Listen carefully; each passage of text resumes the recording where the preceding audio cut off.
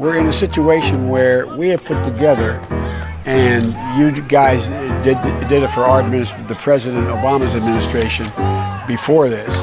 We have put together, I think, the most extensive and inclusive voter fraud organization in the history of American politics. I don't care if you think I'm Satan reincarnated. The latest on an alleged plan to assassinate Donald Trump. This man grabbed by police at a packed rally in Las Vegas, and ABC's Pierre Thomas has new details in Washington. Weighing up the mood of conservative America in a gun show in West Virginia.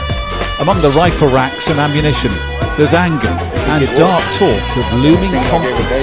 After Senator Rand Paul was allegedly assaulted at his home in Baltimore. We are witnessing a radicalization of libertarians all across the country. Dear viewers, we have just received word that Libertarian Death Squad are taking over. We've come to take our country back. He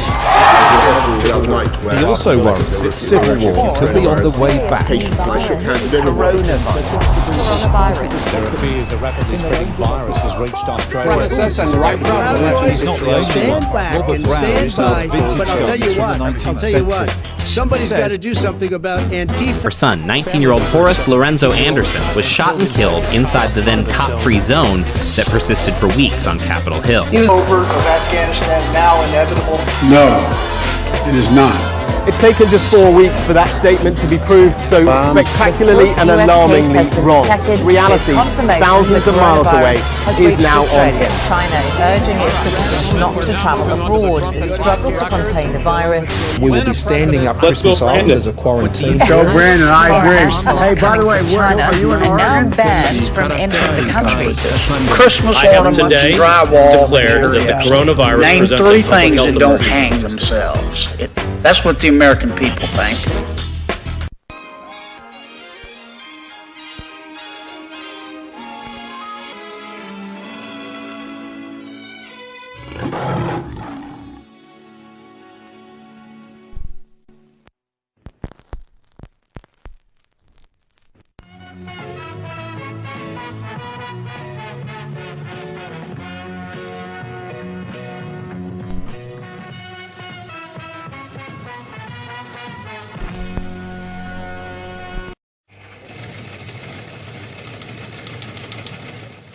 The National Enquirer is reporting that Indiana Governor and Vice Presidential nominee Mike Pence is actually Ray Bannon of Johnny Quest fame.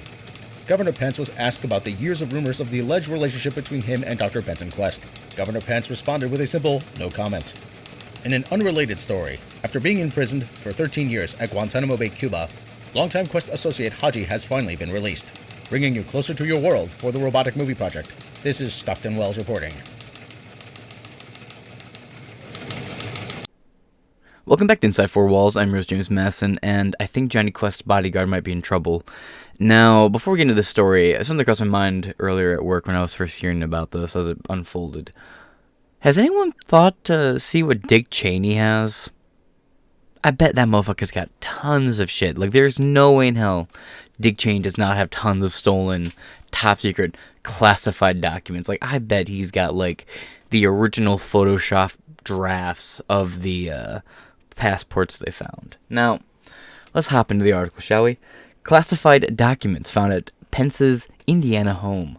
Now, who else has documents? First, it was Trump, right? Then, it's Joe Biden. Then it was Hunter Biden. That one kind of ended up getting merged into the Joe Biden thing. And now, it's Mike fucking Pence. Now, out of these 3 people, Donald Trump was the only one who was actually president when he took these documents, which I don't care how you feel, even if you want to argue, well, he had no right to take them, they weren't classified, they were largely empty folders, fucking stickers on them, you know, look at the sticker, yay, you know, I don't know what you expect from the guy. He thought they would be cool keepsakes, whatever. He was at least president. These 2, Joe Biden took documents when he was a senator, and then took them when he was vice president. Pence took them as vice president, and you know what? I bet that Pence took him also as a senator. How much do you want to bet? He's been on different chair and arms committees. I bet he's got it. So now we're going to scroll down here. Originally, look over here. Boom, hop over.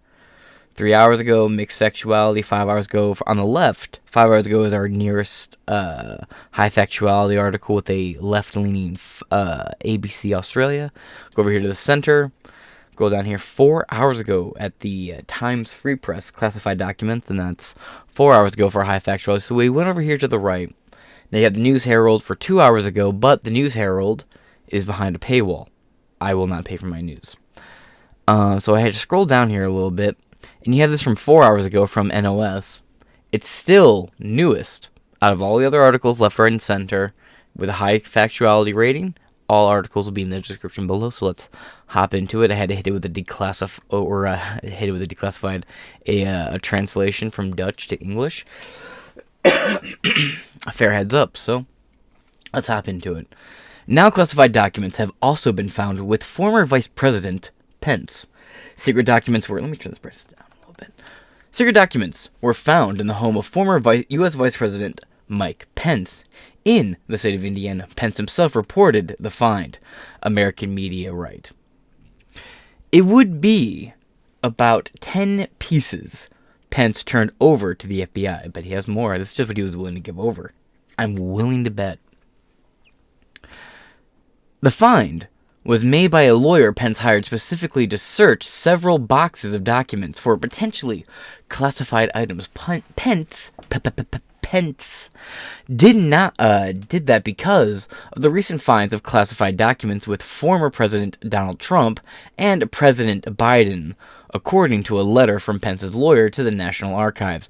Mind you, Biden took these documents as a vice president. Moving on. Nuclear secrets. Oh boy. The thing that they said Trump had that turned out Trump didn't have. Pence was vice president under Donald Trump, whom the FBI found around 300 secret files during the raids. Less than 100 of which are still being examined in massive air quotes because there's a lawsuit going on about it. They give the skivvy on it. A lot of documents that were personal documents belonging to Trump and his wife and his kid were also confiscated, including 3 passports. 2 of them were diplomatic passports that were expired because she was no longer first lady, he was no longer president, and the other one was a personal passport for like a private citizen, including copies of Social Security cards for his kids. And the Social Security cards were never handed over, including a couple other sensitive documents that have not been disclosed. So there has been a special master assigned to examine the case. Not much has come out new as an update around that case as of so far. We'll see if there's an update on that case. I will report it, but that's where that stands. But no nuclear secrets have been found. It was a big astroturf that, well, there was nuclear secrets. Actually, I would like to issue a possible correction. The sources are dubious. I don't trust the Washington Post at all. Like, anything. It could literally be raining, and they could tell me it's raining, and I would have to look outside before I believed them.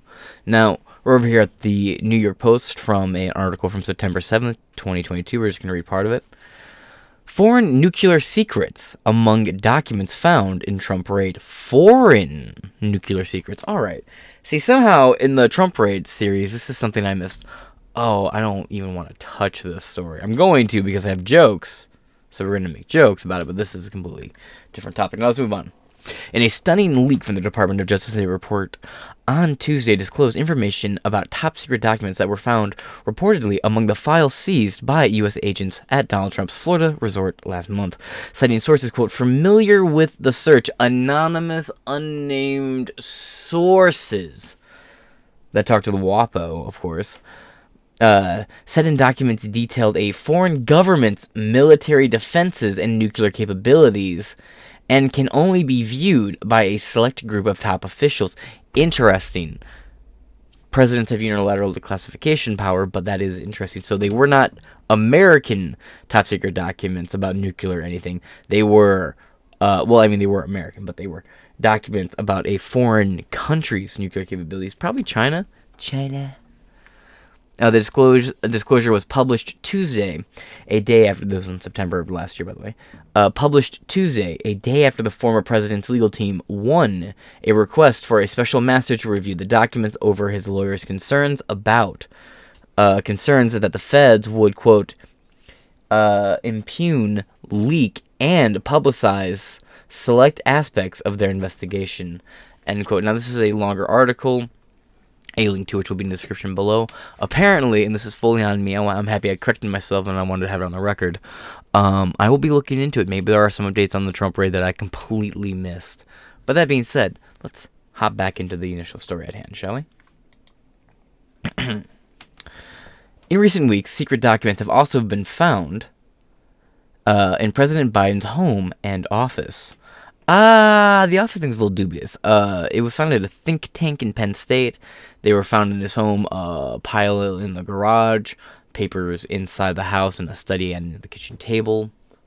So, again, always fact checking in the comments below. Not only can people who do this job or make this content make up facts, we can also just lie and manipulate details and say it as confidently as we want in the hopes that you just believe us. Always fact check us. And please, fact check me. I get shit wrong as I just showed. And, we're just human. In this case, it is not known exactly how many pieces involved and what they are about. Under U.S. law, records of the president or vice president must be turned over to the U.S. National Archives after their term in office. Both Biden and Pence immediately reported that they had the pieces in their possession and handed them over. Former President Donald Trump opposed the transfer to the archive. A search warrant was eventually required to enter Trump's estate. That's putting it mildly. Now, let's move on to the next article. And again, this is from the NOS News. This is from yesterday. And did it ever give me an author, actually? No, I never actually got an author for this article. So let's move on. And this is the weird thing, right? Now, give me 1 second. And as he is always one to do, the Orange One rushes as fast as ever to defend the state and the man who he repeatedly says stabbed him in the back. He says Trump says Pence stabbed him in the back. Even went on record there was leaked documents that claimed Trump said Pence will go down in history as a pussy. Apparently he said that to his face, according to these documents that have been leaked. And again, they're all alleged. Now, there's an episode coming up about the absolute fucking brain dead decisions Trump's making cabinet wise. Really? Fucking Lindsey Graham? Ugh. Now, let's hop into this, shall we? Trump defends Pence amid classified documents find in Indiana home. Quote, he never did anything knowingly dishonest in his life. Leave him alone. Leave Pence alone. Oh, God. Roberto A. Wakerell Cruz. We get a lot of articles from this guy. January 24th, 2023. I got a video here with Jack Pisabiak. Let's hop into it. But now suddenly over the weekend, my apologies, we've seen an incredible update, a fantastic update, an earth-shattering update from the White House that Ron Klain, the White House chief of staff, a longtime Biden advisor, is now leaving. He's out. Peace, bitch. Getting out of there. And who's coming in his place? Who's coming in his place, you ask? Jeff Zients. Jeff Zients. Who's Jeff Zients? So you're getting rid of a longtime Biden advisor, and they're bringing back in Jeff Zients. Jeff Zients is Bain Capital. Yeah, that's right, the same Bain Capital as Mitt Romney. Jeff Zients is a Wall Street guy, but he's always been a Wall Street guy who was aligned with the left. This is how the Uniparty works, by the way.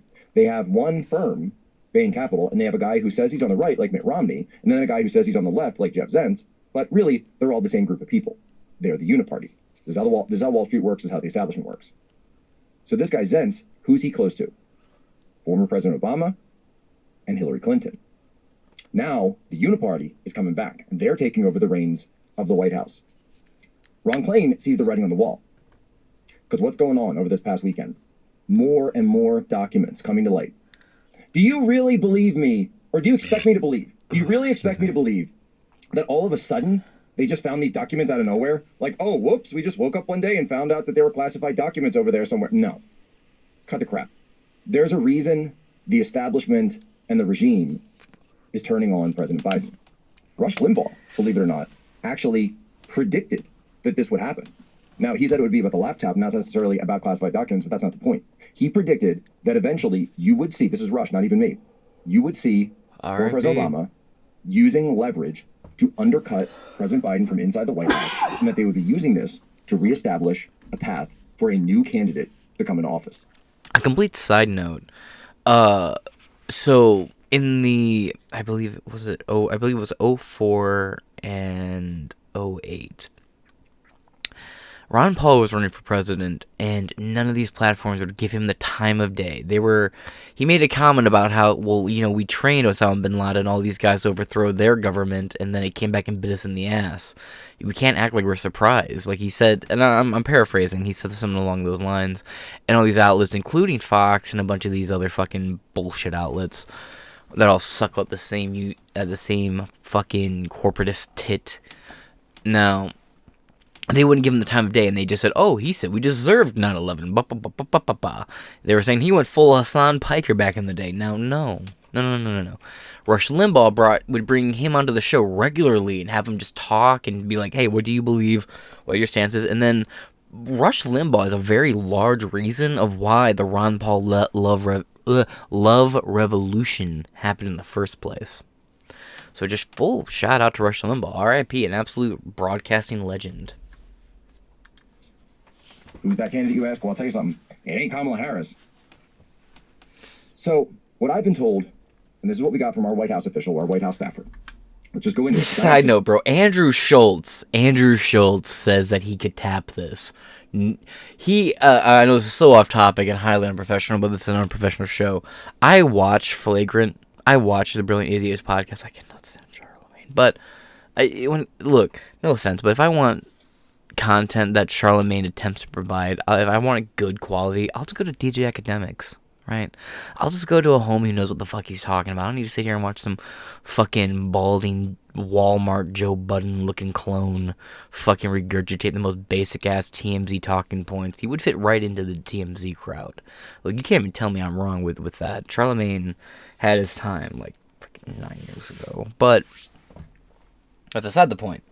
Andrew Schultz is like, man, Kamala Harris is kind of a baddie. No. Ugh. Said, what's going on with the shade war? Can you give us some background? Here are the notes. It's a madhouse. Nobody trusts each other in the slightest anymore. Advisors have been pointing fingers over leaks, and staffers loyal to those respective advisors have subsequently split into factions. The shade war as a conventional conflict is over.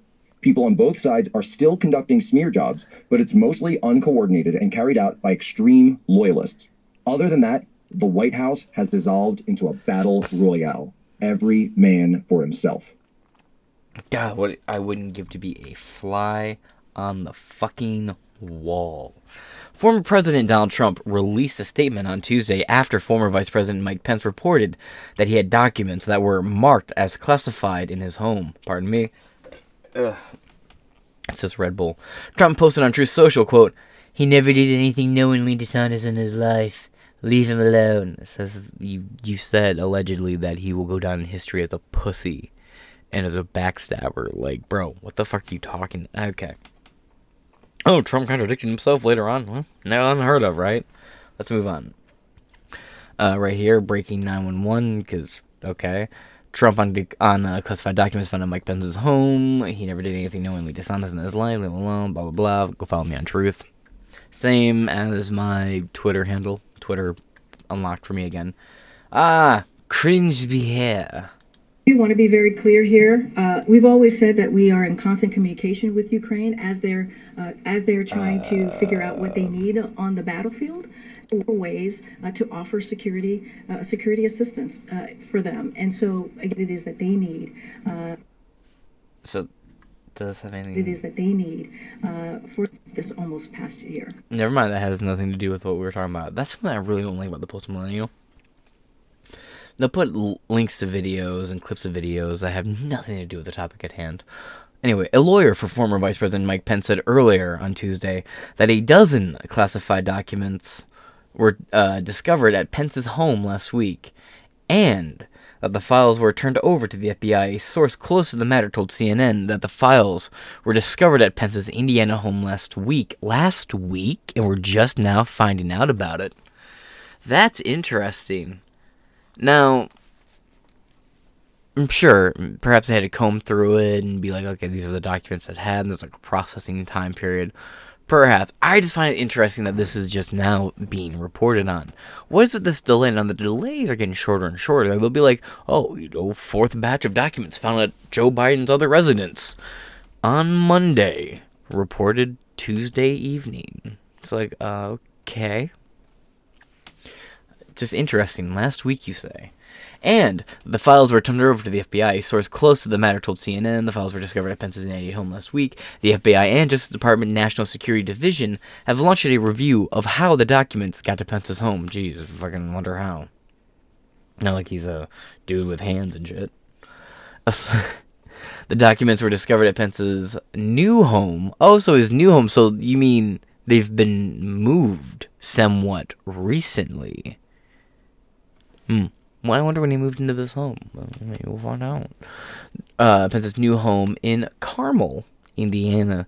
It is not yet known what the documents pertain to or what their level of sensitivity or classification is. Congress will be notified on Tuesday. Pence will do an update then. Actually, isn't it Tuesday now? At least it is at the time recording. Pence reportedly asked his lawyer to search his home as a precautionary measure to ensure that he had no classified documents when going through boxes stored at his house. Pence found documents with classified marking. The boxes were brought to Washington, D.C. and handed to the archives. The discovery comes as President Joe Biden is embroiled in scandal after classified documents were found at multiple of his personal locations. And now that brings us to the end of this article. I just find it so funny, right? Could never do anything wrong. Not intentionally. Yikes. This is from 5 months ago. Former Vice President Mike Pence said Friday that he didn't take any classified information with him when he left office. FBI seized 11 sets of classified documents, classified records from his former boss's estate on August 8th. Trump has claimed the documents seized by agents were all declassified. Now let's hop over here real quick for just a brief read. Maybe a brief video?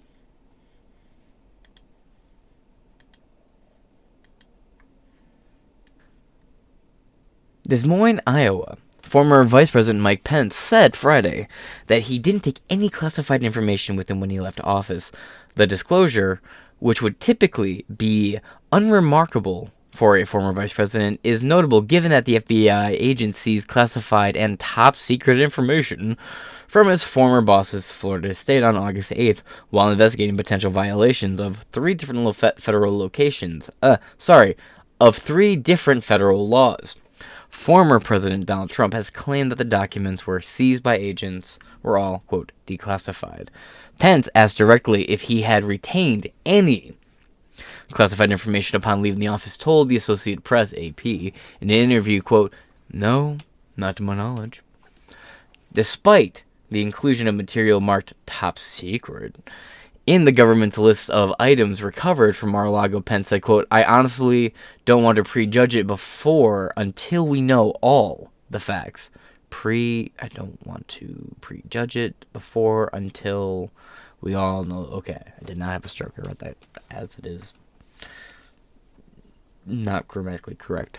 Pence was in Iowa on Friday as part of a 2-day trip to the state. That's completely fucking irrelevant now, but just interesting, right? And I bet he has more. I just find it funny that now everybody has documents, right? Do you have fucking classified documents? Maybe I have classified documents. I mean, I don't. As far as I know, I don't. But of course, as far as Pence knew, he didn't, right? As far as he knew. But boop, oh, what the fuck? There it is. Wow, like magic. Now, who else is going to have documents, right? We're going to find out that Obama has documents next? Probably. This is getting to be really wild. Between the documents and the laptop, Biden's kind of fucking screwy. The document and Trump have had zero effect on Donald Trump overall. He keeps, Harvard Harris has hosted these different polls. If I remember to, I'll throw one in the description below. Ooh, give me 1 second. Sorry. Anyway. I don't know.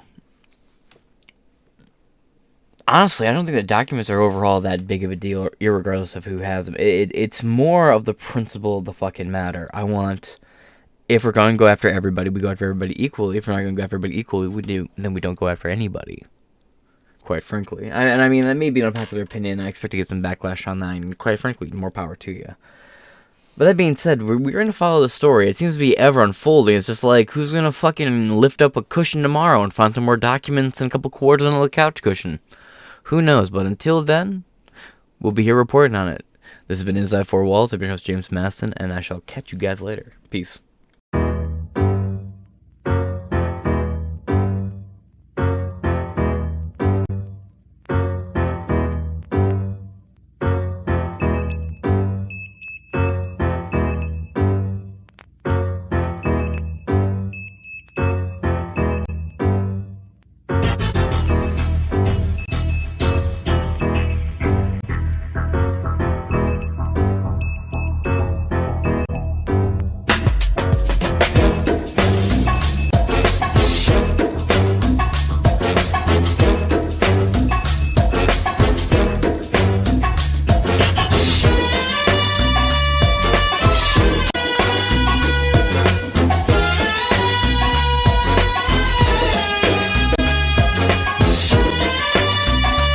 TikTok users and retail traders are tracking politicians' financial disclosures to get some stock tips. And the findings are interesting.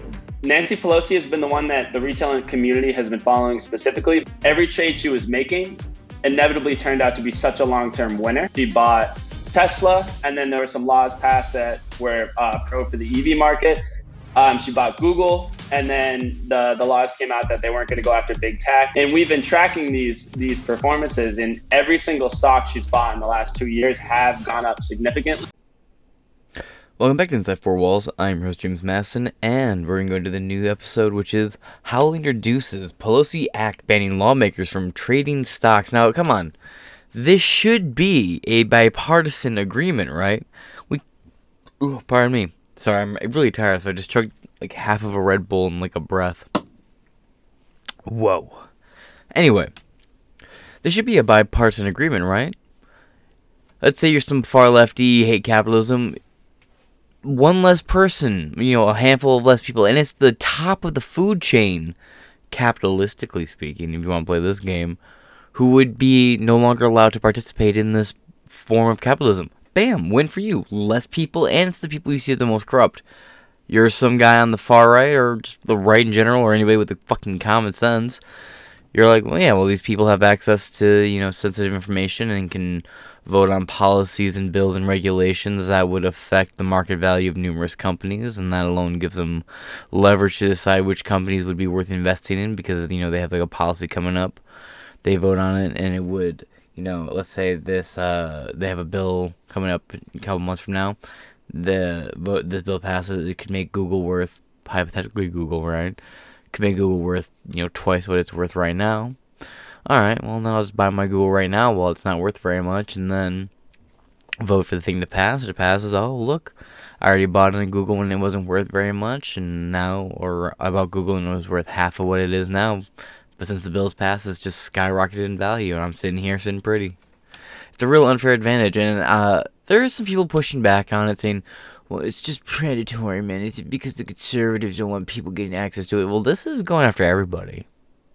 This is a unilateral policy. No one in office, no one trading stocks. I like this. Good. Insider trading needs to be stopped. No more insiders fighting for insiders. Now let's get into it, shall we? U.S. Senator Josh Howell, a Republican from Montana, reintroduced his bill to ban lawmakers from stock trading. The bill will require members found in violation to return their profits to the American taxpayers. Based. The preventing elected leaders... the preventing elected leaders from owning securities and investments, Pelosi Act, would prohibit members of Congress from, buying and trading stocks. Well, Nancy, Here's your moment to go down in history. Now we're going to scroll down here. There's 2 articles I picked. As you can see here, High Factuality, Political Wire. It's never much of an article. It's always just like a paragraph. That's it. Not much meat and potatoes, but, Senator Josh Hawley, Republican from Montana, has introduced a bill. It's pretty much what we just read, but there's not much substance to it. So I chose The Hill. I think The Hill is a leftist rag. I'm not a big fan of The Hill. I think they're pretty trash, but they're considered center factuality with a high factuality rating. I disagree with this on Ground News' behalf. Well, on my behalf, I disagree with Ground News, but I want to choose a article that is seen as, I guess, generally a high factuality source, and then the second article will be one of my preference. And the one of my preferences is actually the source of this story, the Daily Caller, which is Tucker Carlson's news network. So we will go into the Daily Caller article after the Hill article. So let's go into it, shall we? It's Hawley, right? Josh Hawley? Okay. Hawley introduces Pelosi Act banning lawmakers from trading stocks. Senator Josh Hawley, a Republican from Montana, has introduced a bill that would ban members of the Congress from trading and owning... Let me get rid of this little thing here in the corner. Trading and owning stocks using the name of his legislation to take a jab at Rep. Nancy Pelosi, outgoing Democrat from California. Notice how you left that out? It's just nice to be reminded that she's out. Hawley on Tuesday introduced the Pelosi Act, or the Preventing Elected Leaders from Owning Securities and Investments Act. P-E-L-O-S-I-A. Lol. I almost said A. I don't need to say A. Oh, stupid of me because I'm stupid. Anyway, renewing a legislative push to curtail stock trading by lawmakers that has failed over a few years. Quote, members of Congress and their spouses shouldn't be using their position to get rich on the stock market, Hawley tweeted in announcing his bill. The GOP senator previously introduced legislation last year seeking to ban lawmakers from and their spouses from holding stocks or making new transactions while in office. I get why you would want to make it so the spouses can't own stock, but at the same time the spouses aren't, the spouses also aren't politically elected officials or, whatever, aren't publicly elected officials, then I don't know if it's fair to enforce that policy upon a private citizen. I don't know if you legally could. It's kind of a big ask. Perhaps you could have a rule set on trading or a monetizable exchange of some kind, but I don't personally think you're going to get very far with it if you keep that portion in on it, because, again, you're setting your rules and regulations on a private citizen. Yes, one thing on an elected official. Fair. But their spouses aren't publicly elected officials, then I don't understand what the, I don't know. Seems interesting. I'll see where it goes. But let's move on, shall we? Members of Congress and their spouses shouldn't be using their position to get rich on the stock market, Hawley tweeted in announcing his bill. The GOP senator previously introduced legislation last year seeking to ban lawmakers and their spouses from holding stocks or making new transactions while in office. Pardon me. The Hill has reached out to Pelosi's office for comment.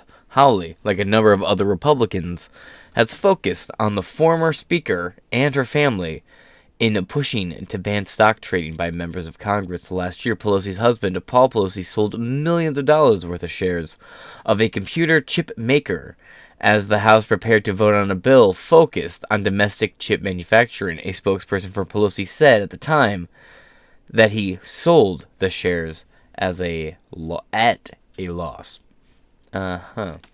Members of both parties signaled interest in legislation barring stock trades after then-Senator Richard Burr, a Republican from North Carolina, who at the time was the chairman of the Senate. Ooh, wow.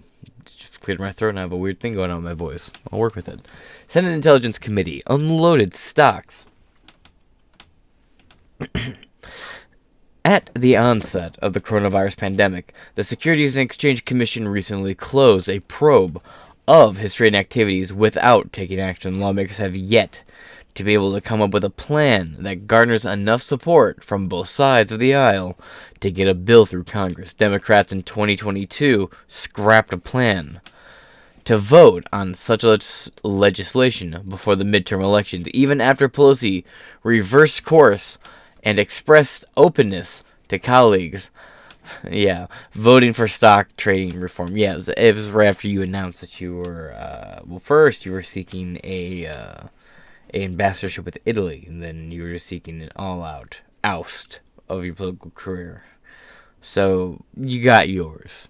You don't care the door closed on people behind you. Let's just be, let's just call a gimp horse, shall we? Along with Hawley's bill, a bipartisan duo in the House has introduced a bill this year on the topic. Rep. Abigail Spanberger, a Democrat from, Virginia? Yep, from Virginia, and Chip Roy. Chip Roy, a Republican from Texas, introduced the Trust in Congress Act this month, making the third time the pair have introduced the legislation. Interesting stuff, is it not? So let's move on to the next article over here from the Daily Caller. Hawley introduces the Pelosi Act to ban Congress from insider trading. Now, this is the source that broke the story initially. And it seems kind of right? It seems like this is something that should have been done already.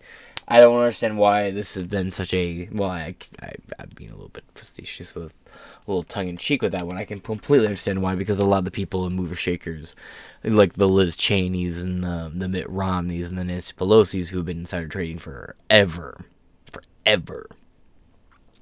have been benefiting off the system, and now they've either been voted out or they're stepping down or leaving office. They no longer care. People are no longer allowed to access the same benefits that they got to get rich. In fact, less people having access to the kind of benefits they had means they get to hoard more of the wealth to themselves. And of course they're going to do it. So let's continue.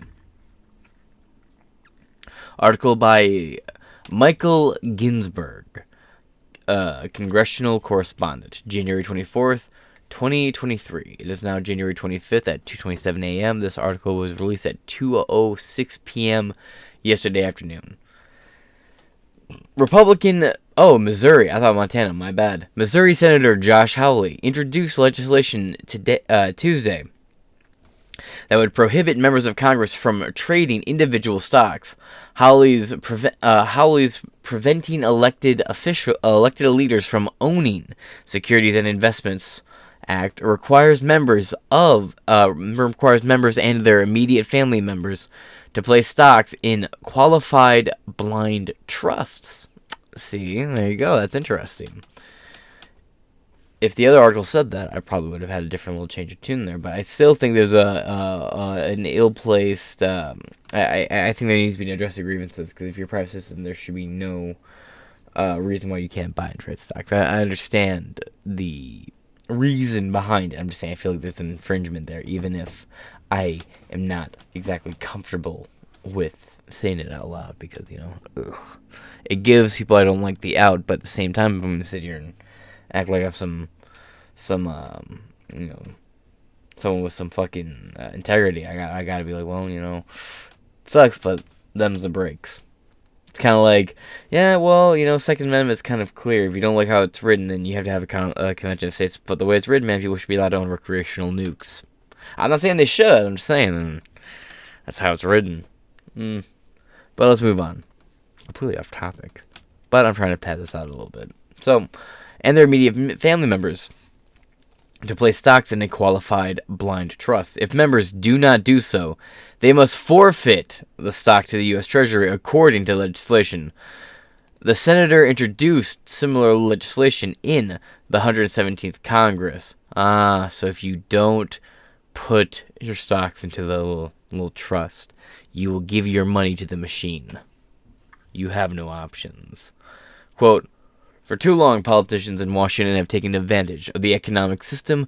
They write the rules for turning profits for themselves at the expense of the American people, Hawley said in a statement, quote, as members of Congress, both senators and representatives are tasked with providing oversight of the same companies they invest in, yet they continually buy and sell stocks, outperforming the markets time and again. From Abigail Marone over here. New Holly MO announced the Pelosi Act. Let's see, pull it up here and I'll read it. Now that I'm active on Twitter again. If it would load, okay. For immediate release, January 24th, 2023, Howley announces Pelosi Act. Reintroduction of bill to ban lawmakers from trading stocks. Josh Howley, U.S. Senator for Missouri. Washington, today, U.S. Senator Josh Howley, a Republican from Missouri, reintroduced his bill to ban lawmakers from stock trading, the Preventing Elected Leaders from Owning Securities and Investments Pelosi Act would prohibit members of Congress and their spouses from holding or trading individual stocks. The bill will require members found in violations to return their profits to the American taxpayers. Quote, for too long, politicians in Washington... We've already read all this. Let's go down here to the background, shall we? Oh, wait, hold on. Actually, you know what? There is more to this. I will reread this. Quote, for too long, politicians in Washington have taken advantage of the economic system. They write the rules, turning profits for themselves at the expense of the American people. As members of Congress, both senators and representatives are tasked with providing oversight of the same companies they invest in. They continually buy and sell stocks, outperforming the market time and again, said Senator Howley. Quote, while Wall Street and big tech companies work hand in hand with elected officials to enrich each other, hardworking Americans pay the price. The solution is clear. We must immediately and permanently ban all members of Congress from trading stocks. The background. The Pelosi Act will prohibit members of Congress and their spouses from holding, acquiring, or selling stocks or equivalent economic interests during their tenure in elected office. Any holdings in diversified mutual funds, exchange-traded funds, or U.S. Treasury bonds are exempt from prohibition. Given members of Congress, Part 2, given members of Congress and their spouses 6 months upon assuming office to divest any prohibited holdings or place those holdings in a blind trust for the remainder of the tenure in office. 3. Ensure members or their spouses forfeit any investment profits to the American people via the U.S. Treasury if they are found to be in violation of the Act. Members who violated the requirements will also lose the ability to deduct the losses of those investments on their income taxes. The Ethics Committee of Congress may levy additional fines and will publicize violations. 4. Require that after 2 years, the Act's implementation, the Government Accountability Office, GAO, will conduct an audit of members' compliance with the Act. So, hopefully that's a renewing thing for every couple of years.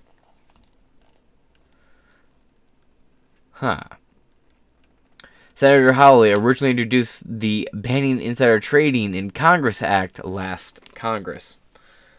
Nice. This right here is just base as fuck. I'm gonna retweet this one out. Damn, I like that one.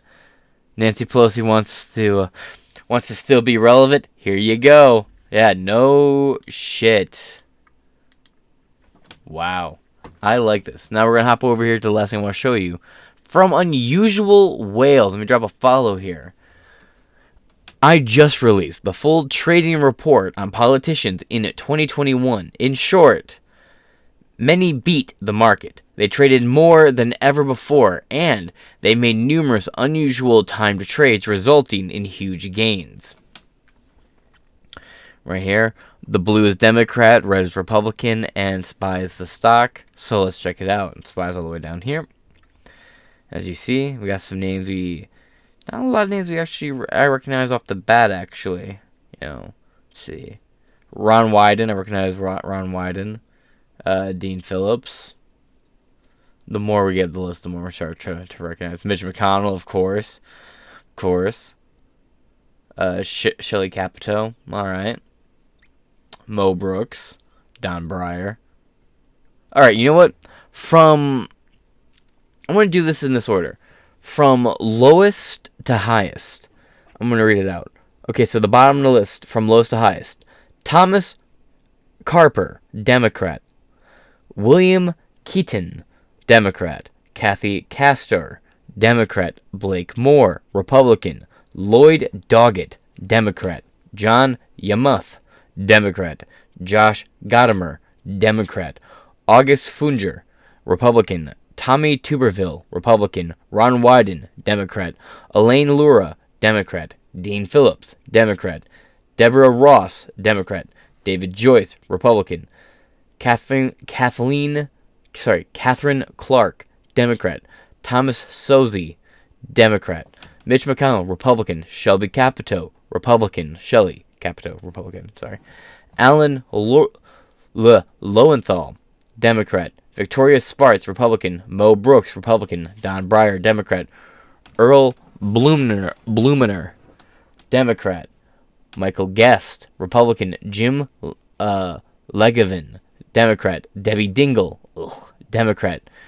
Peter Welch, Democrat. David McKinley, Republican. David Roser, Republican. Nancy Pelosi, Democrat. Dan, the World Economic Forum pass-around bitch boy, Crenshaw. John Curtis, Republican. French Hill, another World Economic Forum, Republican. Brian Mast, another World Economic Forum, Republican. And Austin Scott, again, another World Economic Forum, Republican. And you will notice something. And this is something I want to point out and make it clear here. Nancy Pelosi unfairly gets painted with the brush of being the biggest one. She always comes out on top of this. No, she almost doesn't, actually. No, don't get me wrong. These are like the best performing people in the system. Like, these are making millions of dollars hand over fist regularly by insider trading and taking advantage of the American people while they pass rules and regulations that defraud you, cut your income, take more money from your hardworking paychecks, and leave you at less and less and less until you can barely figure out how to feed your kids, figure out how to put gas in your car to get to work, and live your life. This is bullshit. These people are living it up. But Nancy Pelosi is 1, 2, 3, 4, 5, 6.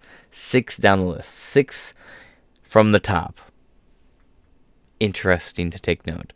But who are the top 5? They're all Republicans, 4 of which are World Economic Forum affiliates. I'm surprised Dan Crenshaw is lower than that, is as low as he is. I would have expected him to be in the top 3, but he's not.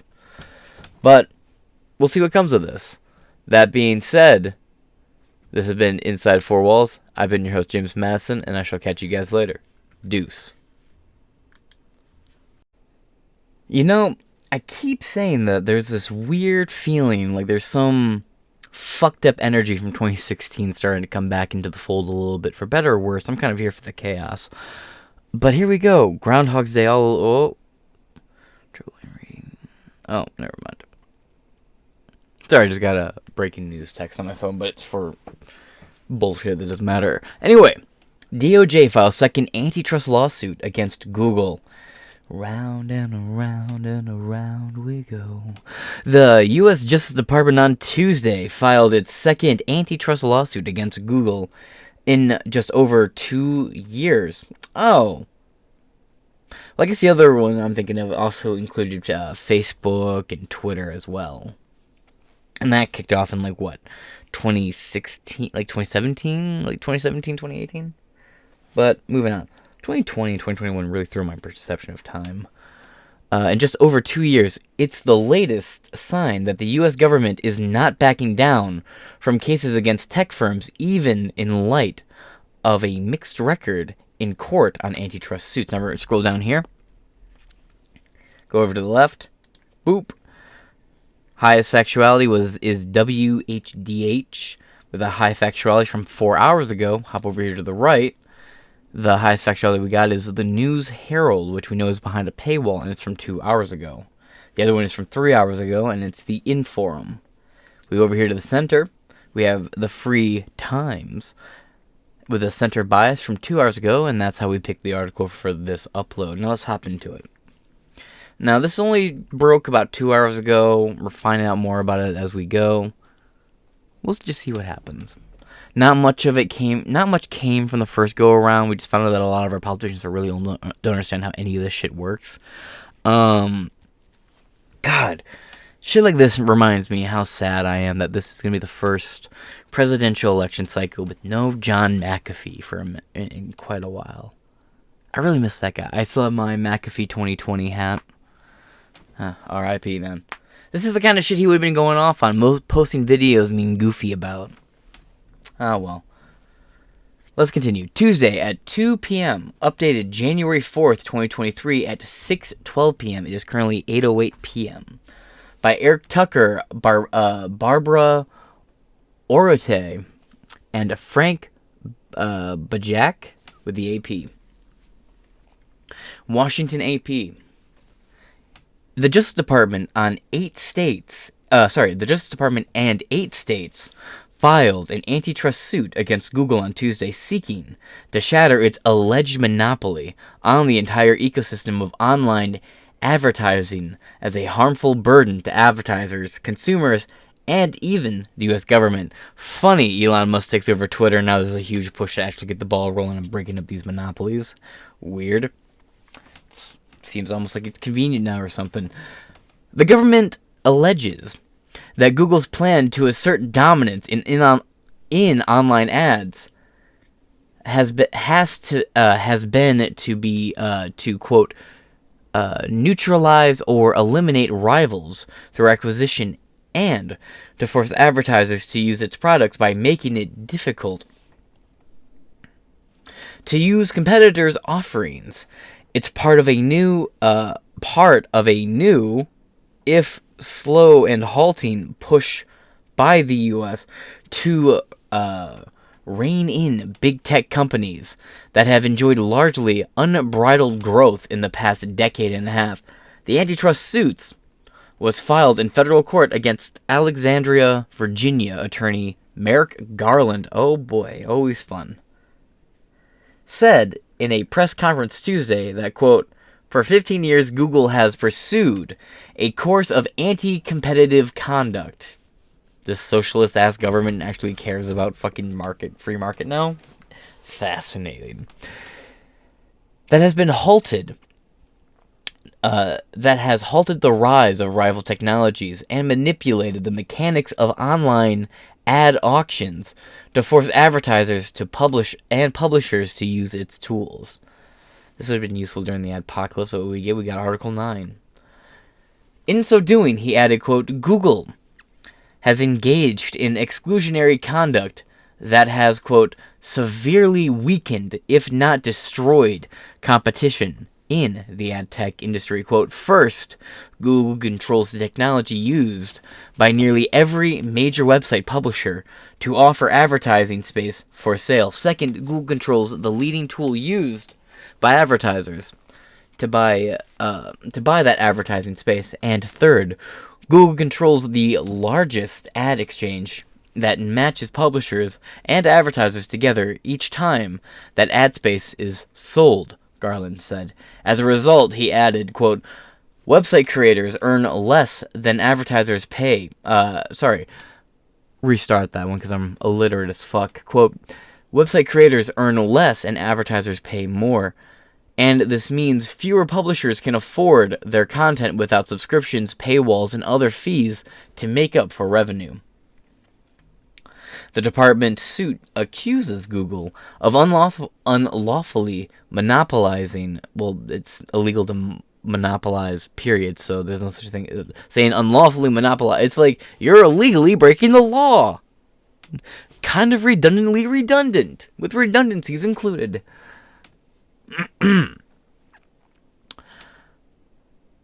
Monopolizing the way ads are served online by excluding competitors. This includes its 2008 acquisition of DoubleClick, a dominant ad server, and subsequent rollout of technology that locks in the split-second bidding process for ads that get served on web pages. Google's ad manager lets large publishers who have significant direct sale manage their advertisements.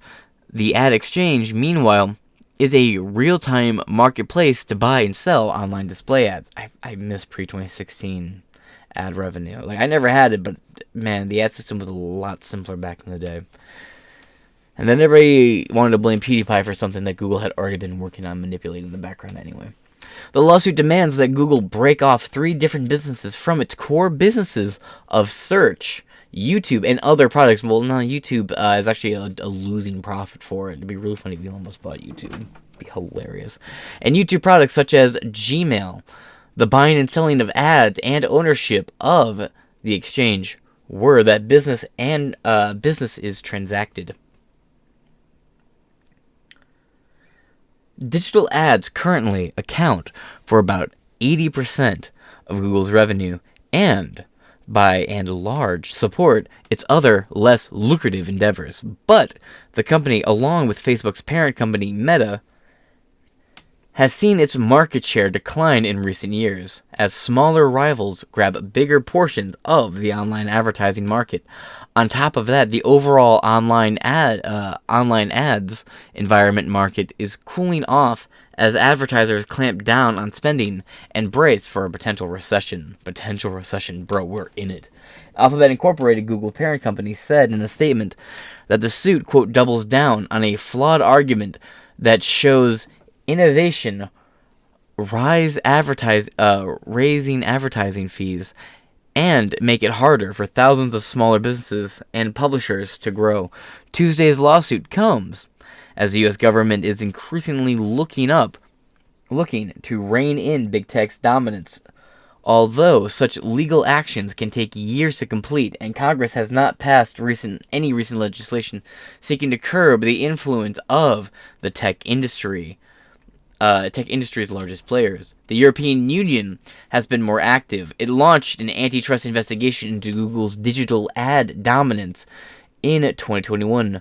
British and European regulators are also looking into whether an agreement for online display advertising services between Google and Meta breached rules on fair competition. An internet service trade group includes Google as a member described the lawsuit and its, quote, radical structural remedies as unjustified. Matt Schroers, president of the Computer and Communications Industry Association, said competition for advertising is fierce and the, quote, government's contention that digital ads aren't in competition with print, broadcast, and outdoor advertising defies reason. Not an entirely unbased take, to be completely honest. Diana Serizovins, a Yale University fellow and,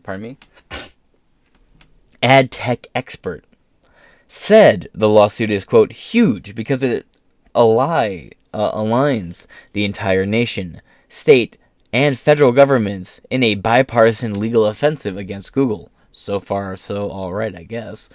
The current online ad market, Sirizavinson said, quote, is broken and totally inefficient. Yeah, that's true. People make like no money these days. The fact that the intermediaries are getting 30 to 50% of the take on each ad trade is, quote, an insane inefficiency to have baked into the U.S. economy. Well, getting 30 to 50% of the take. Now, I would say 50% is way too much. Now, 30%, look, there is server cost, there is housing fee. You got to make sure that it doesn't devolve into, well, you should give it to me for free, because then the system will just inevitably collapse. Now, again, like I literally just said, 30% is a bit high, too. But I don't know what the full breakdown is. There's domain costs, housing costs, maintenance, employee costs. There's a lot that goes into it. There's also contract costs with certain ads and advertisers. So, I don't know how unfair 30% is, but I know for certain that taking half is fucking retarded and ridiculous. Moving on. Intermediaries are getting 30 to 50% of the take on each ad trade is, quote, an insane inefficiency to have baked into the U.S. economy. She called it, quote, a massive tax on the free internet and consumers at large. It directly affects the visibility of free press as well. As with many high, complex technical markets, it has taken time for federal and state regulators and policymakers to catch up with and understand the online market. Remember us saying about our politicians just being old? There. The online market. Sirenson noted that it took a decade before they woke up to the perils of the high-speed trading of financial markets and began adopting measures to discourage it. Google held nearly 29% of the U.S. digital advertising market, which includes all of the ads people see on computers, phones, tablets, and other internet-connected devices in 2022. Damn, were there ads on Dominion voting machines? According to research firm Inside Intelligence, Facebook parent company Meta is second, commanding nearly 20% of the market. Amazon is a distant but growing third at more than 11%. No, in Amazon, it will be there by next year or the year after.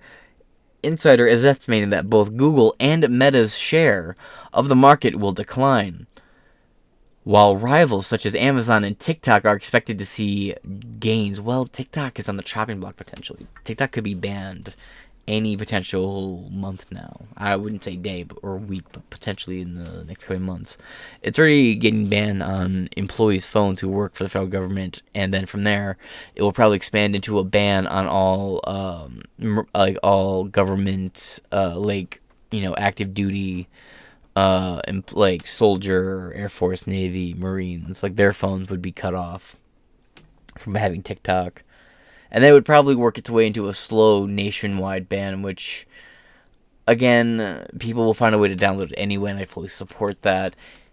I also think TikTok is a parasite, is a Cthulhuian, Lovecraftian monster with its tendrils in every aspect of our entire online ecosystem. It's insane. Part of the dead internet theory can be blamed on websites owned by the CCP, such as TikTok, which are just choking everything out. This is the latest legal action taken against Google by either the Justice Department or local state governments. In October 2020, for instance, the Trump administration and 11 state attorneys general sued Google for violating antitrust laws, alleging anti-competitive practices in the search and search advertising markets, which just sounds like Trump was right and that lawsuit was completely justified.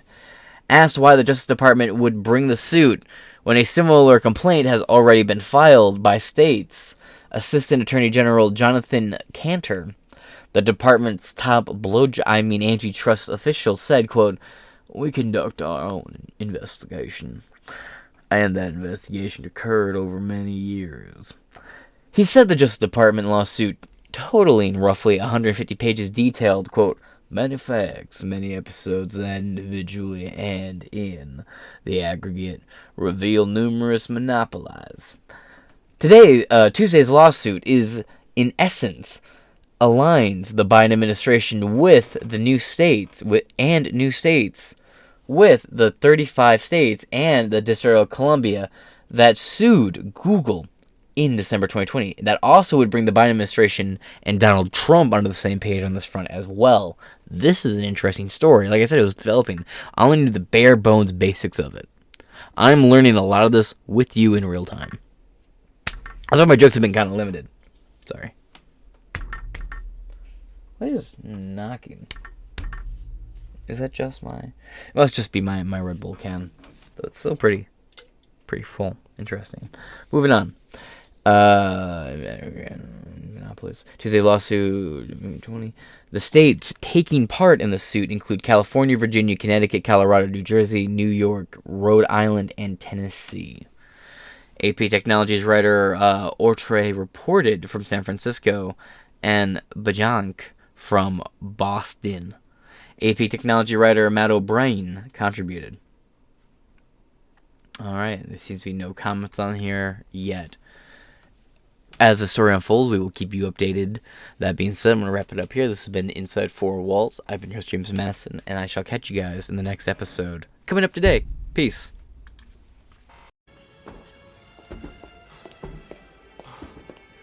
Burning the midnight oil, Mr. Smith? Hey, now don't forget to sign in.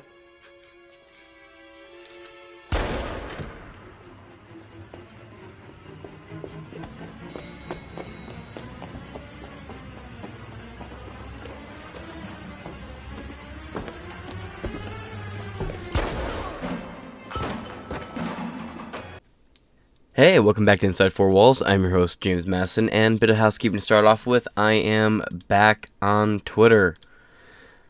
Not that it really means much. Well, you know what? Hey, I guess somebody does care after all. Shout out to Nelgum Ford. Yo, I appreciate you, Nelgum Ford. I will Twitter things as I see them. I appreciate it. Gucci. Now, let's move into the day's story, shall we? Just for this episode specifically. I've been away for a couple days. You know, this is just a little hobby, side hustle for me. If it grows into anything bigger, mazel tov. If not, side hustle. Now, it has been such a long time since we got an update on this Alec Baldwin case. I think it's probably been about a month and a half since my last episode about this. And this is some, concrete, actual, update. So let's get into it, shall we? Alec Baldwin and armorer to be charged in involuntary manslaughter after fatal shooting of Helena Hutchins on set of Rust. Involuntary, huh? Now, I was at work. It was probably about 2 in the afternoon when I first heard about it. And somebody reported, the headline I got, I have the Newsbreak app, said, found guilty of voluntary manslaughter. I spent the next half hour trying to figure out what the hell the difference was between homicide and voluntary manslaughter. Then I sat down and actually read it. It's involuntary manslaughter. Now, there is a lot to consider here. Right? Helena Hutchins, the armorer's defense is fucking weird. It would have been so much easier for them to come out and just say, the gun was full of dummy rounds when we handed it over. Whatever happened after that, we could not tell you. We did our job absolutely correctly. Or she could have said, I did my job correctly. But instead, she swallows her entire foot. There's a lot to get into. So let's get into it. But I don't buy the narratives. So let's scroll in.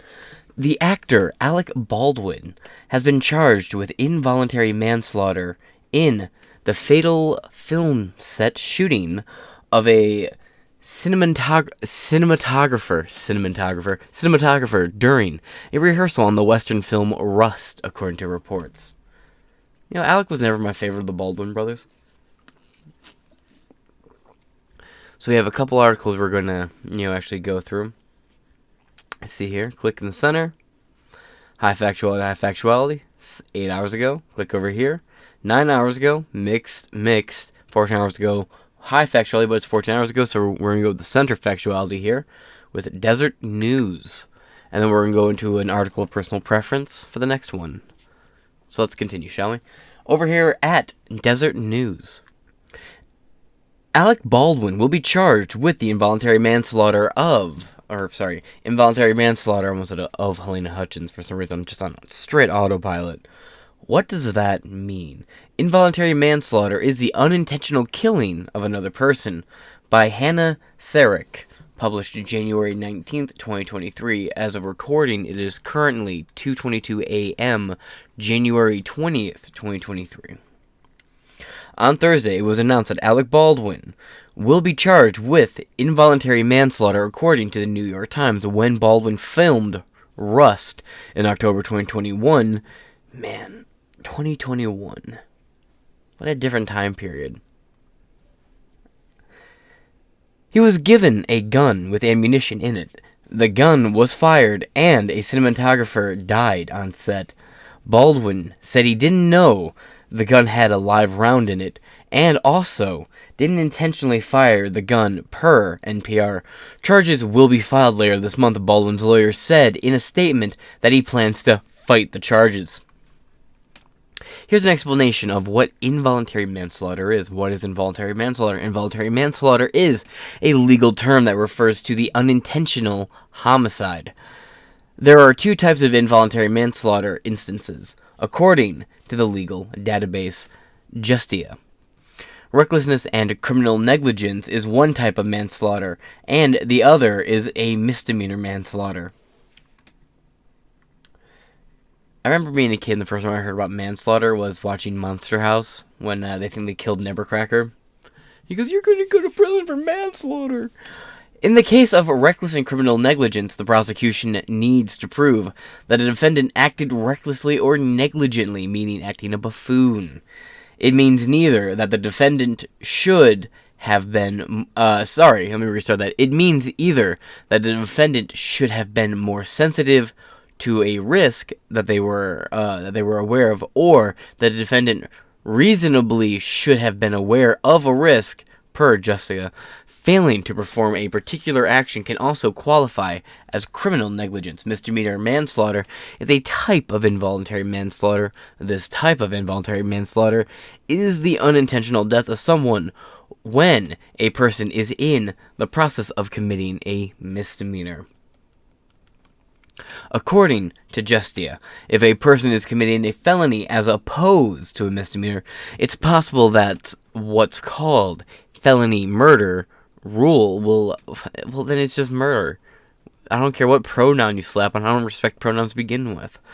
Anyway, murder rule will kick in, and this means that the person could be charged with murder. According to NPR, the minimum sentence upon conviction is up to 18 months in jail and a $5,000 fine. If you wonder what the value of a human life is, about that. If Baldwin is convicted, the charge would carry a firearm enhancement, which could increase the jail time up to 5 years. You kill a woman, you slide, and then you fucking get aggressive. First you say, "Oh, I didn't know her." Then you say, "Oh, she's a fucking bitch, man." I don't know. Judge denies, that's a completely unrelated story. Now, let's check out the comments a little bit. Just these three. Harrison Bergeron. Why do I know that name? Baldwin's behavior around the shooting is highly suspicious. I don't believe his story. Yeah, me neither. What does that mean? This one's by Daniel Gregg. What does this mean? It means ongoing trips to friendly talk shows where Baldwin can complain under how unfair and horrible this is for him. The prosecution should request a gag order. Fair. And it says, no names accepted, replied here. Given his unusual ability to preemptively taint a jury pool, a gag order would be appropriate for this case. All based comments. Anti-Matrix says Baldwin should be in custody awaiting trial. Agreed. Now let's move on to the next article. Now, since I'll be throwing links up to my videos on Twitter again, and there's a potential that I'll get new audience, I just want to throw out Post-Millennial on Ground News. Ground News is where I aggregate all my news from. I use it to pick the articles with the highest factuality I can find, as well as the articles with the most recent date of release. Now, Post-Millennial and Washington Examiner are two of my favorite outlets. Both of them have a mixed factuality right now. The mixed factuality will be darker if they're more accurate, and lighter if they're more inaccurate. Now, rewind, reverse that, as Wonka would say. I personally trust the Post-Millennial. I will accept complete criticism, and I just ask for your sources in the comments below. That being said, I want to be in full transparency and just say, yeah, Ground News gives Post-Millennial a right-leaning bias with a mixed factuality. That being said, we're going to go over here to the Post-Millennial and get into it. American News from January 19th, 2023, breaking Alec Baldwin to be charged with involuntary manslaughter in fatal rush shooting. They also tend to get more information that other outlets just tend to overlook. They're a bit more on the culture warrior side of information. The announcement of the charge comes over 2 years. It's been 2 years. God. After Alec Baldwin shot and killed 42-year-old cinematographer Helena Hutchins and injured director Joel Souza with a live round from a prop gun. It's not a prop gun, it's a real gun. It was meant to be used as a prop, but the fact that it had a hammer and it wasn't capped or anything, and you could fire live rounds means it was a live firearm. There is no prop gun. Goofy wording, but alright. By Hannah Nightingale. At least your name's cool. Let's continue. Has that anything to do with it? And now they're going to go with round 2 with climate change. Nope. Moving on. On Thursday, prosecutors announced that they will charge Alec Baldwin and armorer Hannah Gutierrez-Reed with 2 counts each of involuntary manslaughter in a fatal shooting of cinematographer Helena Hutchins on Baldwin's Rust set. We have a tweet here from Chris Vance, Cleve. Per the DEA in Santa Fe, Rust actor and producer Alec Baldwin and armorer Hernanda Gutierrez-Reed will each be charged with 2 counts of involuntary manslaughter in the death of Helena Hutchins on the film's Santa Fe County set in 2021. Fun fact, when I was in 2nd grade, they did do a diorama about Santa Fe. Don't know what the context was behind that, but it was a weird project. Anyway, the announcement of the charge comes over 2 years after Alec Baldwin shot and killed 42-year-old cinematographer Helena Hutchins and injured director Joel Souza with a live round from a prop gun. Now I have a clip here from NBC News. She was someone who was loved by everyone who worked with and liked by everyone who worked with and admired. I just don't care when actors cry. It's like they're actors or something. Even now, I find it hard to believe that. It just doesn't seem real to me. You haven't said much in public since that tragic accident. Why speak out? That is definitively not true. We will get into that. I think the big question, and the one you must have asked yourself 1,000 times, how could this have happened? You described it as a 1 in a trillion shot, and the gun was in your hand. How do you come to terms with that? It wasn't in the script for the trigger to be pulled. Well, the trigger wasn't pulled. I didn't pull the trigger. So the gun magically fired. I didn't pull the trigger. It's kind of like how Ghislaine Maxwell is the first woman to go to prison for, human trafficking to nobody. She sent the people to somebody, but the somebody doesn't exist. Okay. I didn't pull the trigger. The gun just went bang. Guns kill people, apparently. I guess. Not people, but guns. Magic pop. You never pulled the trigger? No. I would never point a gun at anyone and pull a trigger at them. Never. What did you think happened? Oh, that's what you thought. How did a real bullet get on that set? I have no idea. Someone put a live bullet in a gun. A bullet that wasn't even supposed to be on the property. It's interesting he says that because they found like 10 live rounds just casually mixed in. Like they found rounds sprinkled into like Jensen Ackles like gunslinger belt. Like they found live rounds scattered everywhere.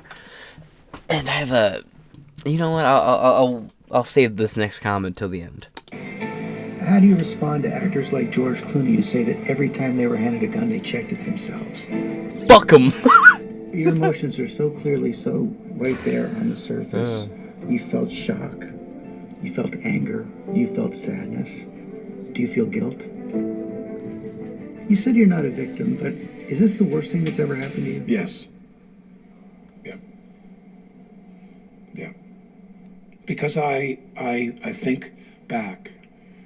And I think of what could I have done. Alec Baldwin, Unscripted, the newsmaking special event, tomorrow night at 8/7 Central on ABC. Unscripted, they claim. Moving on. According to CBS News national correspondent Chris Van Cleve, Assistant Director David Hall, quote, has signed a plea agreement for the charge of negligent use of a deadly weapon. So it's not a prop, it's a real firearm. Why the fuck does the post-millennial itself call it a prop? See, I'll criticize outlets I even like. Now, the term include a suspended sentence and 6 months probation. Too lenient. They should lock him and Kobe that key into a wastebasket. We have a tweet here from Jack Posobiec. Alec Baldwin's assistant director took a plea deal and pled guilty to negligent use of a deadly weapon. He's going to testify against Baldwin. Assistant from Chris Van Cleve. Assistant Director David Halls has signed a plea agreement for the charge of negligent use of a deadly weapon. The terms include a suspended sentence for 6 months of probation. A copy of the plea agreement will be available after it has been filed with the court. And the tweet continues, no charges will be filed specific to non-fatal shootings of Rust director Joel Souza, meaning another plea deal was just signed. No charges were filed in connection to the shooting of Rust director Joel Souza, who was injured but survived. I want to know more about that. That is interesting. In a statement from New Mexico 1st Judicial District Attorney Mary Carmack Outwees, she stated that her office will file criminal charges against the two by the end of the month. Quote, after a thorough review of the evidence and the laws of the state of New Mexico, I have determined that... Let me break this down a little bit.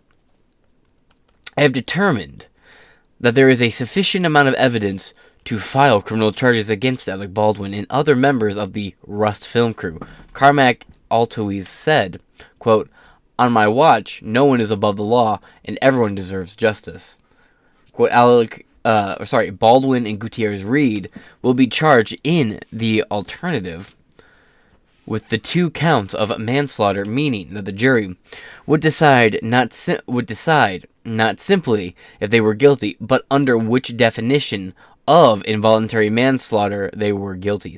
But why don't you just leave it so they can decide if they're found just straight up guilty of homicide or not? You said it, so it has to be this lesser charge that's not going to be homicide. Why is that? If the trial goes out the way it's looking like it's going to go, right? You have people testify and it comes out that, oh yeah, there was ammunition everywhere, which is already being reported. Like, this set just had live rounds everywhere, and there was a handful of live firearms on set that were meant to be used as props, but none of the measures taken made them just props. They weren't capped. They didn't have the hammer removed or replaced or anything. Everything about this case has been super fucking suspicious. And Alec Baldwin went from pretending that he never knew her, that she was some fucking rando they hired, to saying, oh, she was a close friend, and it breaks my heart what happened to her, to she was difficult to work with and nobody fucking liked her. Then him and his fucking fake immigrant wife blew a gasket on press, and I'll find the footage and put it in the episode, where they were screaming at press from around their car. Like, come on. I don't buy a single detail of this fucking story. But that's just me. The jury would find definition of involuntary manslaughter, that they were guilty. A statement from her office said, involuntary manslaughter is a 4th-degree felony in the state of New Mexico and carries an 18-month jail sentence and a $5,000 fine. Alec Baldwin shits $5,000. Carmack Outwees noted that, quote, the other charge is involuntary manslaughter in the commission of a lawsuit act, or of a lawful act, which is also 4th-degree felony carrying the same sentencing, quote, if any one of these 3 people, Alec Baldwin, Hannah Gutierrez-Reed, or David Halls had done their job, Helene Hutchins would be alive today. It's that simple, said Andrea Reeb, a special prosecutor appointed by the DA to the case. Quote, the evidence clearly shows a pattern of criminal disregard for safety of the Rust film set in New Mexico. There is no room for the film sets, for film sets that don't take our state's commitment to gun safety and public safety seriously. End quote. In 2021, Baldwin had said in an interview with George Stephanopoulos that he, quote, didn't pull the trigger, but later the FBI analysis concluded that he did, in fact, pull the trigger. It was also found that the prop gun had been loaded, I hate that they keep calling it a prop gun, had been loaded with live rounds, multiple live rounds, by the way, and that the gun had misfired multiple times leading up to the fatal shooting. In April 2022, New Mexico's Occupational Health and Safety Bureau fined Rust Movie Productions $136,793, the maximum possible fine. Why is that the maximum possible? That's a random clump of digits. The Bureau also reportedly issued a, quote, scathing narrative of safety failures in violation of standard industry protocols, end quote, which included testimony that the production's manager took little to no action to address 2 previous misfires leading up to the fatal October shooting. They also documented numerous gun safety complaints brought forth by crew members that they say went unnoticed, and said that weapons specialists were not allowed to make decisions regarding additional safety training. You caught that, right? The people who were hired to be on set to make sure the firearms were handled properly, safely, and to protocol were not allowed to do anything on set, including, their fucking jobs. Interesting how things are just kind of falling into these waves, isn't it? The production's head armorer, Hannah Gutierrez Reed, had previously had a number of complaints lodged against her. In regard to concerns over her careless handling of weapons, Gutierrez Reed and her assistants had also been allegedly playing with weapons on the set of Rust. Hutchins had reportedly been advocating for safer conditions for her team. And she was probably just seeing this with a Karen, and they literally killed Karen. Oof. In November 2022, Baldwin launched a lawsuit against several crew members of the film for reckless and dereliction of duty. The suit named Hannah Gutierrez Reed, the chief armorer, assistant director Dave Halls, and prop master Sarah Zachary, and Seth Kenny, the gun supplier. The gun supplier? Well, I mean, that's not even his fault. Unless he was specifically told, give us guns that can't fire. But then again, that wouldn't make sense, because if you had guns that can't fire, you would be able to fire blanks. Which, even then, I remember when it first came out, people were like, it's possible that a blank casing got fired. And that is entirely possible, but it's super unlikely. Like, that little chunk of the metal from a blank could get lodged in there. It's just unlikely. More and more people are opting to use CGI, but let's move on, shall we? The previous, let's see, right down here. The previous month, Baldwin settled with Hutchins' family in a wrongful death suit. That's already kind of damning right there. As part of the agreement, Matthew Hutchins, Helena's widower, will act as an executive producer when the film resumes production. Yeah, there's a little bit more to him. Anyway, in October 2022, it's a little weird that this guy from the private sector can just come in. It's okay. In October 2022, it was revealed that Rust would resume production in January, but the production would not resume in New Mexico, according to Vanity. This is a breaking story and will be updated. All right. There's a couple things I want to show you before we wrap up this episode. There's just one more article to read. But there's a couple of videos, so let's check them out real quick. Because it's been a minute, right? So let's refresh, catch back up to where we were. Also, I'm going to drink some of this delicious Speedway coffee. The film. One of the things her attorney has said is that she was hired for 2 positions on the film and therefore was stretched in an inappropriate way. Did she raise any of those concerns with you? No, I assume that everyone who's shooting a lower budget film is stretched, myself included. And I got no complaints from her or the prop department. I'm not sitting there when I'm getting dressed and ready to go do a scene saying, oh my God, the prop woman seemed very harried today. You know, I didn't get a sense of that from any of the people on the film. The first time I heard that there was any problem with anybody in the crew of the film was when Luber said, well, we have some issues here. Lane Looper, the first camera assistant, would email production managers a resignation letter later that night, citing safety concerns. Quote, during the filming of gunfights on this job, things are often played very fast and loose. So far, there have been 2 accidental weapons discharges. He also wrote about concerns about reasonable rest and housing for local crew with long commutes to the set. When he quit, now, the day before that happened, we wrapped, and he came up to me and he said, thank you for the position you've taken on behalf of IATSE and the union on social media. I said, my pleasure. This photo, posted by Helena, showed the cast and crew in solidarity with IATSE, the International Alliance of Theatrical Stage Employees, which had been on the verge of a strike. And Alec posted this on Instagram. And I want to say to the people in IATSE, do what you need to do. You want to go on strike? Go on strike. Because I'll tell you something about the executives. They don't give a about you. He said, because we have some issues here. I said, such as? And he said, my men need a better hotel room. There was no mention of safety issues. He didn't say anything about the accidental discharges on set? He didn't say anything about anything else. He goes, my men need better hotel rooms. I said, well, we're leaving, we're wrapping. Will you be here tomorrow? He said, yes. Because what I was about to do, which I've done on any number of films and TV projects, was to give more of my salary back to the production to pay for X. And I was about to say to him, let me know what it would be to B&B you guys in a house that's closer to how we can address your problem. I will be happy to contribute to that. The next day they were gone. So you had no sense from anyone on the set that people had been stretched to the point where safety was compromised? No. I never heard one word about that. No. Russ,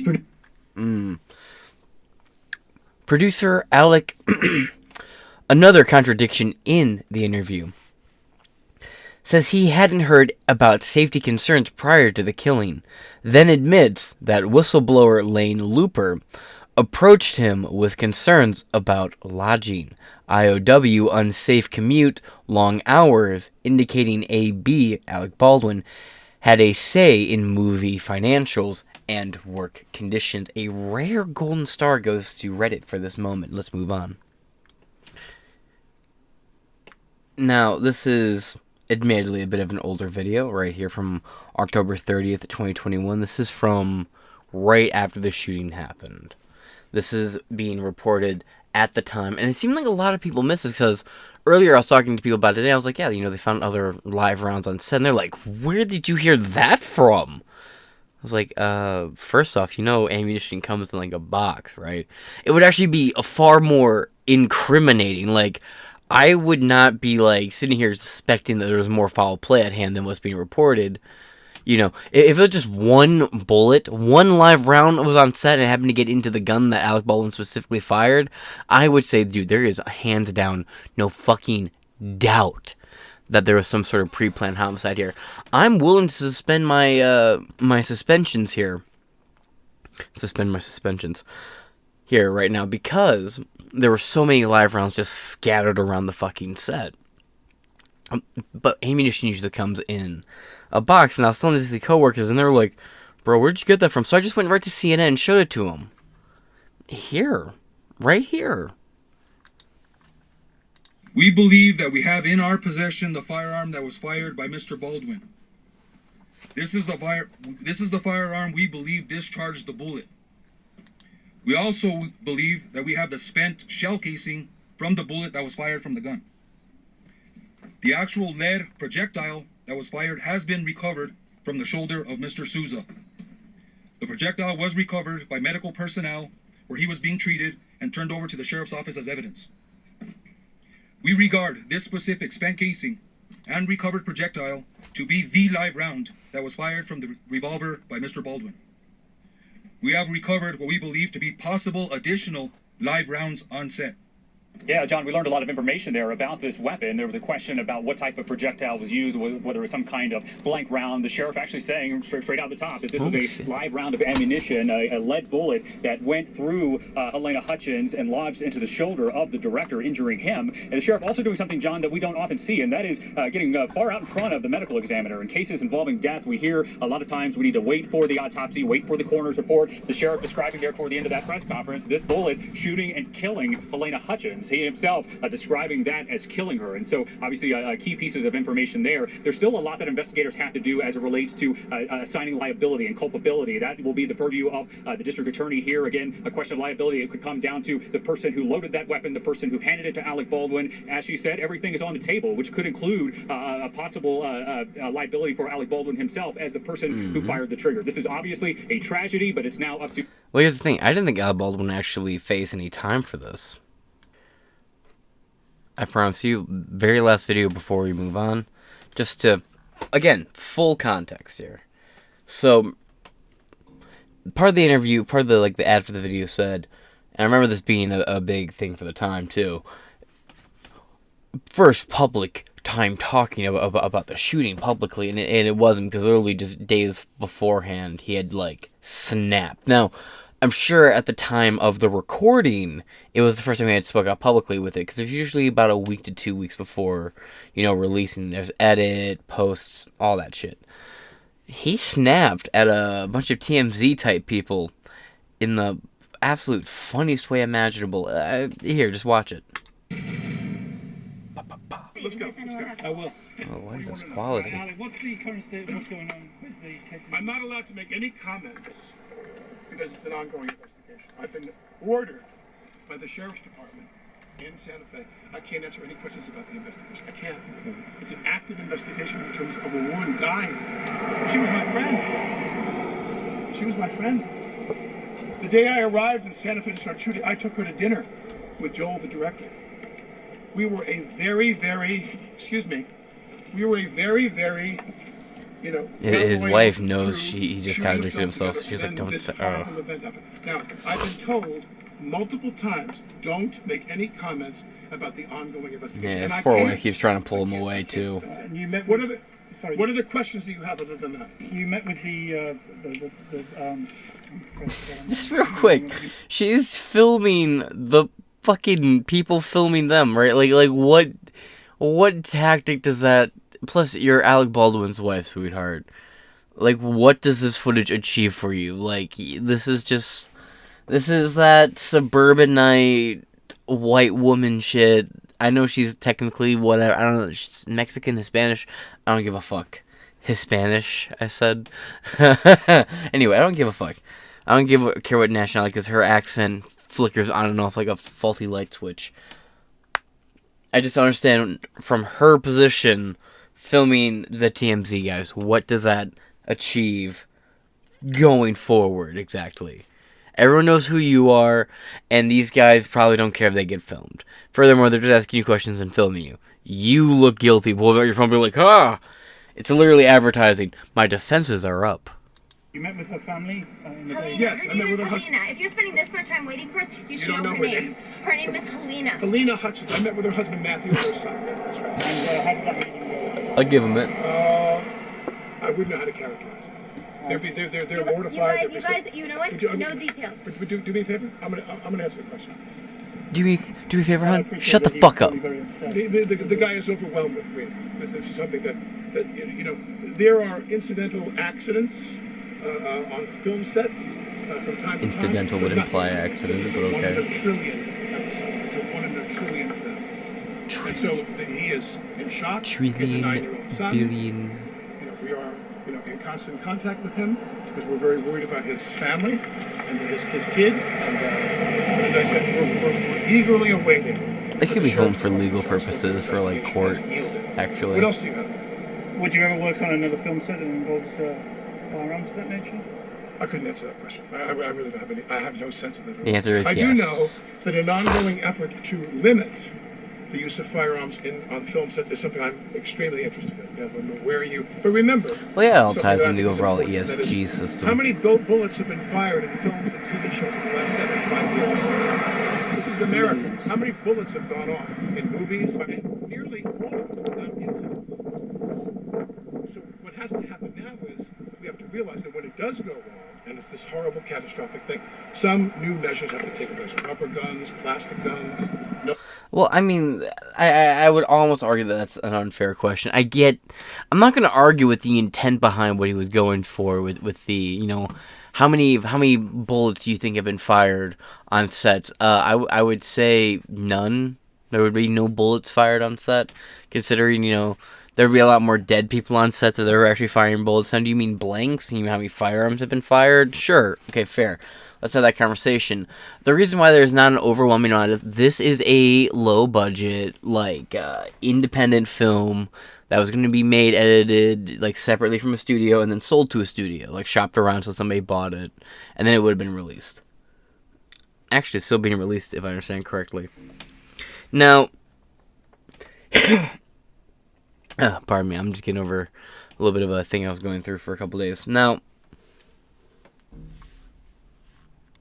the reason why there aren't more accidents on these sets is, like, for example, a lot of these shows that have a lot of, like, these kind of, like, you know, scenes in it, various firearm scenes. So, big movies and smaller productions owned by larger studios. So, John Wick, so on and so forth. That's a high-budget, high-production film with many, many tens of millions of dollars into its production work, right? So that movie is going to have that's going to have people hired on just to inspect the people who are there to make sure people are doing their jobs right. That movie is going to have an abundance of precautions that a movie like Rust could not afford to have.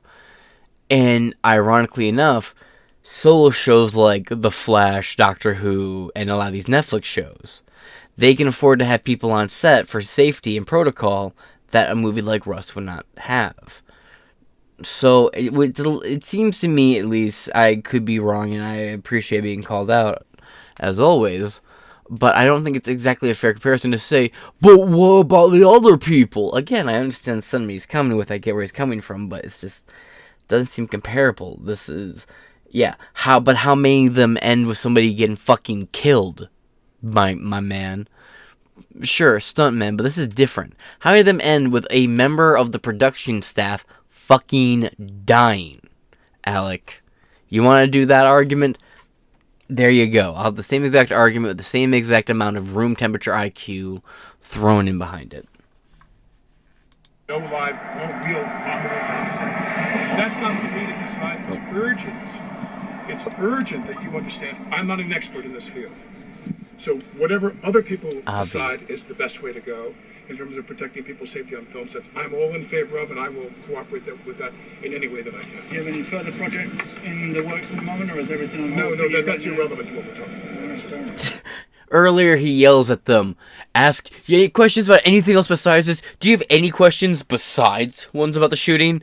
And this guy's like, alright, you got any other movies you're working on right now, man? That's irrelevant to the shooting. Let's only talk about the shooting. What the fuck, dude? Do you think production will start up again on No, I doubt it necessarily. Was there anything else? Why Vermont, Alex? That's a person. That's private. Anything else? Okay. So just do me a favor, you don't mind? My kids are in the car crying. Woman, your husband killed a woman. You're a mother, right? This man took a mother away from 2 kids, bro. And you're sitting here giving these people asking you the most softball. I haven't seen questions this soft since the last public Biden speaking event. Actually, that didn't go so well. Actually, handlers seem to be keeping a mile's distance away these days.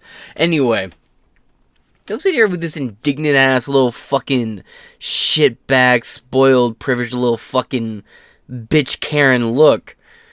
The man you're standing next to killed somebody, shit-talked them, and then ran around acting like they were fucking homies. Fuck you.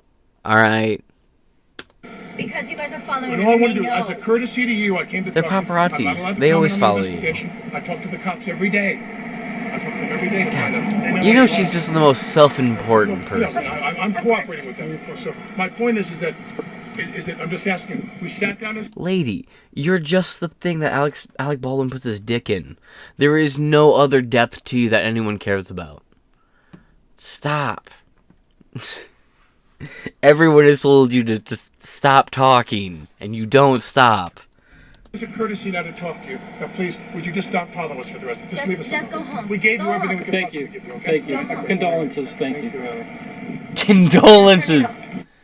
Condolences. Like they fucking lost something. That's rich. Moving on. Alec Baldwin plans to fight manslaughter charge for Russ shooting. The charge is a 4th-degree felony, punishable by up to 18 months in jail and a $5,000 fine under New Mexico law. The charges also include a provision that could result in a mandatory 5 years in prison because the offense was committed with a gun. Baldwin's attorney said the charges represent a terrible miscarriage of justice. Now, Alec Baldwin is someone who likes to blow up on Twitter and say people deserve to go to prison for example, game hunting. Well, Alec. So, big oof. Very last thing we're actually going to watch right here is just footage from the day it was released. Or footage from the, hour that followed the shooting. Are you doing okay? No, I'm not, actually. It's just released video of cops investigating the tragic accidental shooting on the set of the Alec Baldwin movie Rust. So can I take my car? That's my car. Go back to the base camp and get rid of the wardrobe. Baldwin is still wearing his Western wardrobe as police start taking evidence photos. We're going to document the clothes. You really read the redemption, that bitch. Answers. Could you hold on one second, please? More photos are taken. Then Baldwin resumes the phone call. Officers grab medical equipment from a police vehicle and race into the church where the grievously wounded cinematographer Helena Hutchins is lying. She later died from the accidental shooting. That's the gun! This video was taken as officers began their probe of the shooting. That hair color makes me want to punch her. This video is taken of Rust director Joel Souza in his hospital room right after the shooting, recounting what happened. He was also wounded. There's a very loud bang, and it felt like somebody kicked me in the shoulder. And there's Rust armorer Hannah Oh, Gutierrez. such She looks ugly. stunned. What is your full name? Hannah, H-N-A-N-A. What's your job there with him? I'm the armor. I'm the armorer. Yes, I was. Just want to... Anyway. Well, that being said, I have other things to record, and I got a couple hours before I head into work.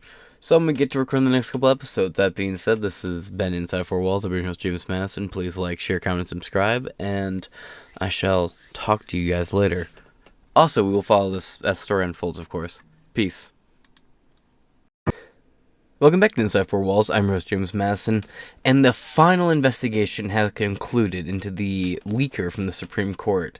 There was 2 leaks that came out regarding the Supreme Court's decisions in the overturning of Roe v. Wade. Well, the case that would have led to the overturning of Roe v. Wade.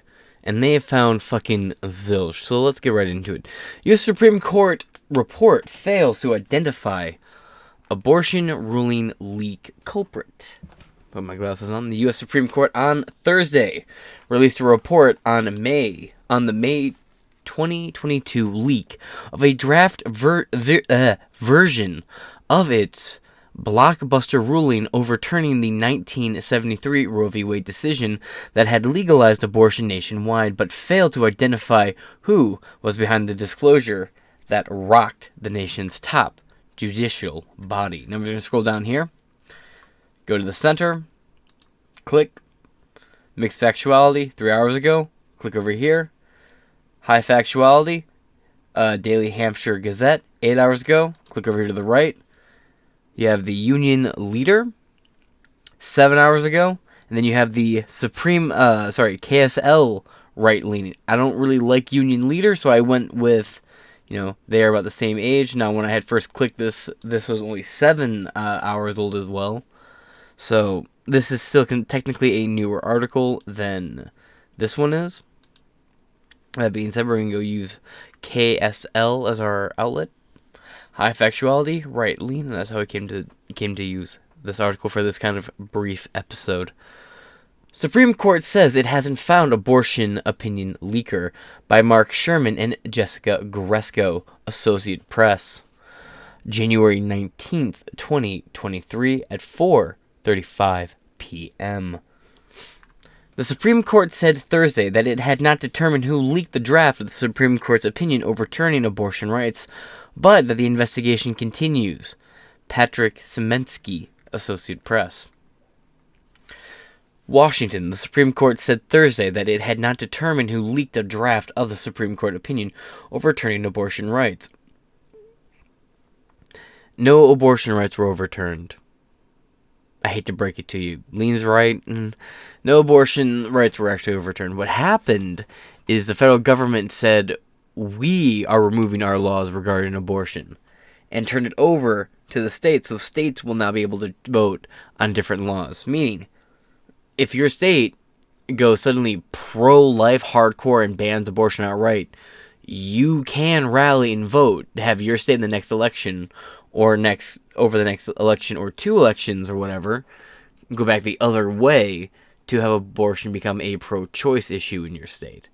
That's all it is. It's a 10th Amendment situation. It just reverts it all back to state's power. No rights were stripped or taken away. But, soapbox harder, I guess. But, that the investigation continues. Alright, my bad. I was under the belief that it was the final investigation concluding. That was fake news. Fake fucking news on my part. Complete ownership of that one. 8 months after Politico published its explosive leak detailing the draft of the... Wow. I was at the convoy that long ago? This is like one of the first things I covered when I got back home. Interesting. Does not feel that long ago. Anyway. Detailing the draft of Justice Samuel Alito's opinion that would overturn Roe v. Wade, the court said its investigative team, quote, has to date between, has to date, I feel there should be a comma in there, or I'm just an illiterate fuck, one of the two. Sorry, quote, as to date. That's the issue. There's an H there. It should be as to. But alright. As to date. Been unable to identify a person responsible by a preponderance of the evidence. You spell preponderance right, but you can't get has as to as. Enough harping. Never before had an entire opinion made its way to the public before the court was ready to announce it. Chief Justice John Roberts ordered an investigation the next day into what he termed an, quote, egregious breach of trust. Yeah, for the first time ever in Supreme Court history, there was a leak. And then within the same week, there was a secondary leak. Wild. Investigators, quote, conducted 126 formal interviews of 97 employees, all of whom denied disclosing the opinion. In sworn statements, the court said in a 23-page document posted on its website, some employees had to amend their written statements after they, quote, admitted to telling their spouses about the draft opinion or vote count. Snitch ass bitches. But moving on, the report says, the court said it could not rule out the opinion. The opinion was inadvertently disclosed, quote, for example, by being left in a public space either inside or outside the building. Anybody remember? It was probably, I think, the iPhone 4 or 5, where someone lied and said that someone from Apple left a demo prototype of the phone out at the bar. Don't worry about the whole story to itself. But moving on. Investigators looked closely at connections between court employees and reports, and they found nothing of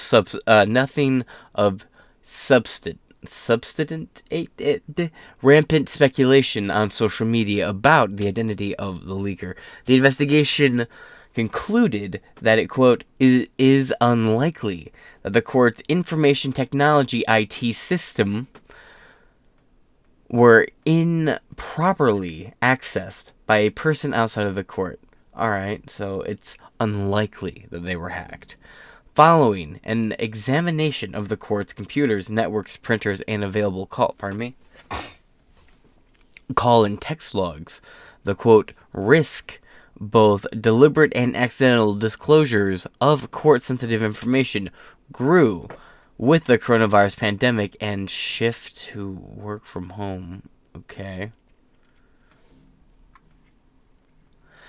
The report said, sorry, I got a text here, pardon me. The report said more people working from home, quote, as well as gaps in court security policies created an environment where it was too easy to remove sensitive information from the building and the court's IT networks. Well, has anyone asked Joe Biden? He seems to have a knack for moving documents he shouldn't be moving around, as it turns out. The report said, I added the joke about Joe Biden. There is an audio version that goes up with no visuals. In case you're wondering why I had to clarify that, I didn't want anybody thinking that was in the article. Investigators are continuing to, quote, review the process, some electronic data that has been collected, and a few other inquiries remain pending, the report said. Roberts also asked former Homeland Security Secretary Michael Chertoff, himself a one-time federal judge, to assess the investigation. Chertoff, in a statement issued through the court, described it as thorough. Politico published the draft decision on May 2nd. Less than 24 hours later, Roberts confirmed the draft's authenticity and said he had directed the court's marshal, former Army Colonel Gail Curley, to lead the investigation. Since then, there has been silence from the court until Thursday. You can't undo it. The court had declined to say anything about the status of the investigation or whether an outside law firm or the FBI had been called in or whether it had taken steps to try and prevent a repeat. You would want to bring in outside source. You don't want to trust the government to do an investigation into the government. It's a little, set up to fail there. Just ask the 9/11 Commission report. Speaking in Colorado in September, Justice Neil Gorsuch said he hoped a report was coming soon, but he did not say whether it would be made public. Gorsuch joined Roberts in condemning the breach of trust. The leak endangered Justice Clarence Thomas. Spoke in even speaker term about the leak's effect on the justices. Yeah, like the man stalking around Brett Kavanaugh's house with a backpack that had zip ties, gag balls, a crowbar, razors, and a couple other fun little party gifts. Quote, when you lose trust, especially in the institution that I'm in, it changes the institution fundamentally. You begin to look over your shoulder. It's like kind of an identity that you can't explain it. But you can't undo it, he said while speaking at the conference in Dallas less than 2 weeks after the leak became public. The leak itself sparked protest around the clock. Security at Justice Holmes Alito said it made the conservative justice who thought to be in favor of overturning Roe v. Wade, quote, targets of assassination. Yeah, big time. That, quote, gave people a rational reason to think they could prevent that from happening by killing one of us. In early June, a man carrying a gun and a knife and zip ties, this is who I was talking about, was arrested near Justice Brett Kavanaugh's house in Maryland, Booth Champ 1988, threatening to kill the justice, not Booth Champion 98. The man told police that he was upset by the leaked draft. Responding to protests outside the court, officials ringed the building with hard-to-climb fencing and same barrier that was the place for months following January 6, 2021 attack on the Capitol. The riot.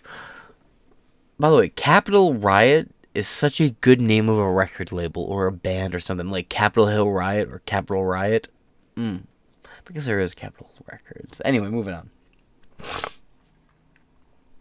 When the final decision was released on June 24th, it was remarkably similar to the draft that was leaked Alito, Thomas, Gorsuch, Kavanaugh, and Justice Amy Coney Barrett voted to overturn Roe. Speculation has swirled since the draft's release about who might be the source. Only the justices, a small number of staff, and the justices' law clerks, young lawyers who spend a year at the court helping the justices with their work, would have access to the document. Conservatives pointed the finger at the liberal side of the court, speculating that the leaker was somewhat upset about the outcome. Well, I mean, that's the most likely suggestion. I mean, Hanlon's law or whatever the fuck.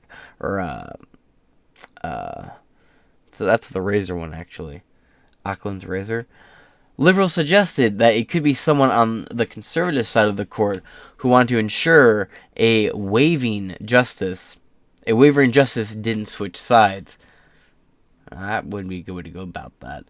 Yeah, I want to make sure they don't switch sides, so I want to make sure I leak this, which could get them threatened to be killed, which would probably lead normal, weaker people to change their vote. That counter just does not seem very strong. Yeah, I wanted them to be afraid, because people being afraid definitely don't change their mind about what they're doing if they're afraid to do it. Sorry. It would have taken just one conservative justice to side with Roberts to alter the decision. Instead of overturning Roe entirely, Roberts favored weakening abortion rights. Rights my ass. Related stories, Roberts confirmed authenticity of weaker opinion, and I guess that's it. Alright. And that's just the update. There's not much to conclude with. That being said, this will wrap up this episode of Inside Four Walls. I'm your host, James Madison. Please like, share, comment, subscribe. Leave a thumbs up or a thumbs down based on what you think about the video. Any counter arguments, leave them in the description below. And I'll talk to y'all later. Peace. Alright, well, did y'all see that Greta Thunberg was arrested at a coal mine? It's a good thing she's no longer a miner. Alright.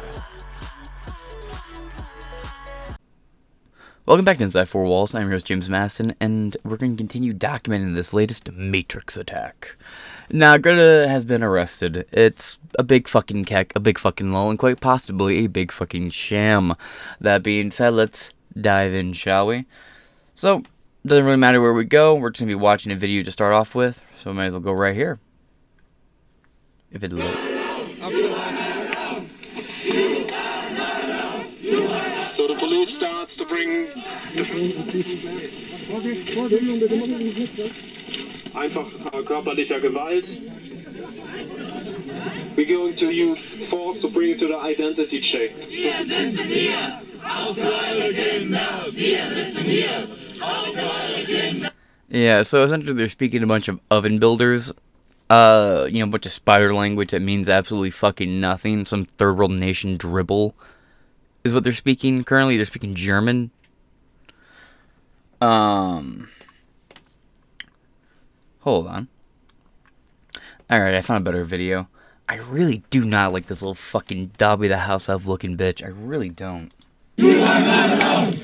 You are not alone. You are not alone. So the police... Yes, a protest in Germany where everyone earlier, when it was being filmed for German TV, was speaking German, but now that there's, Greta's getting arrested, this is going to go all over the world viral, everyone suddenly speak English. You are not alone. You are not alone. What?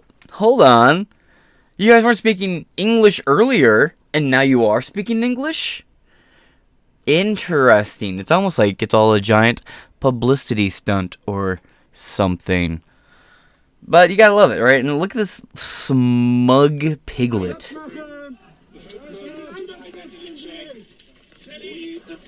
Carried away like a true drunk manlet. Now, we got a couple other videos to get into. We have down here, this is the Irish Times where I had this video, but this video is kind of shit.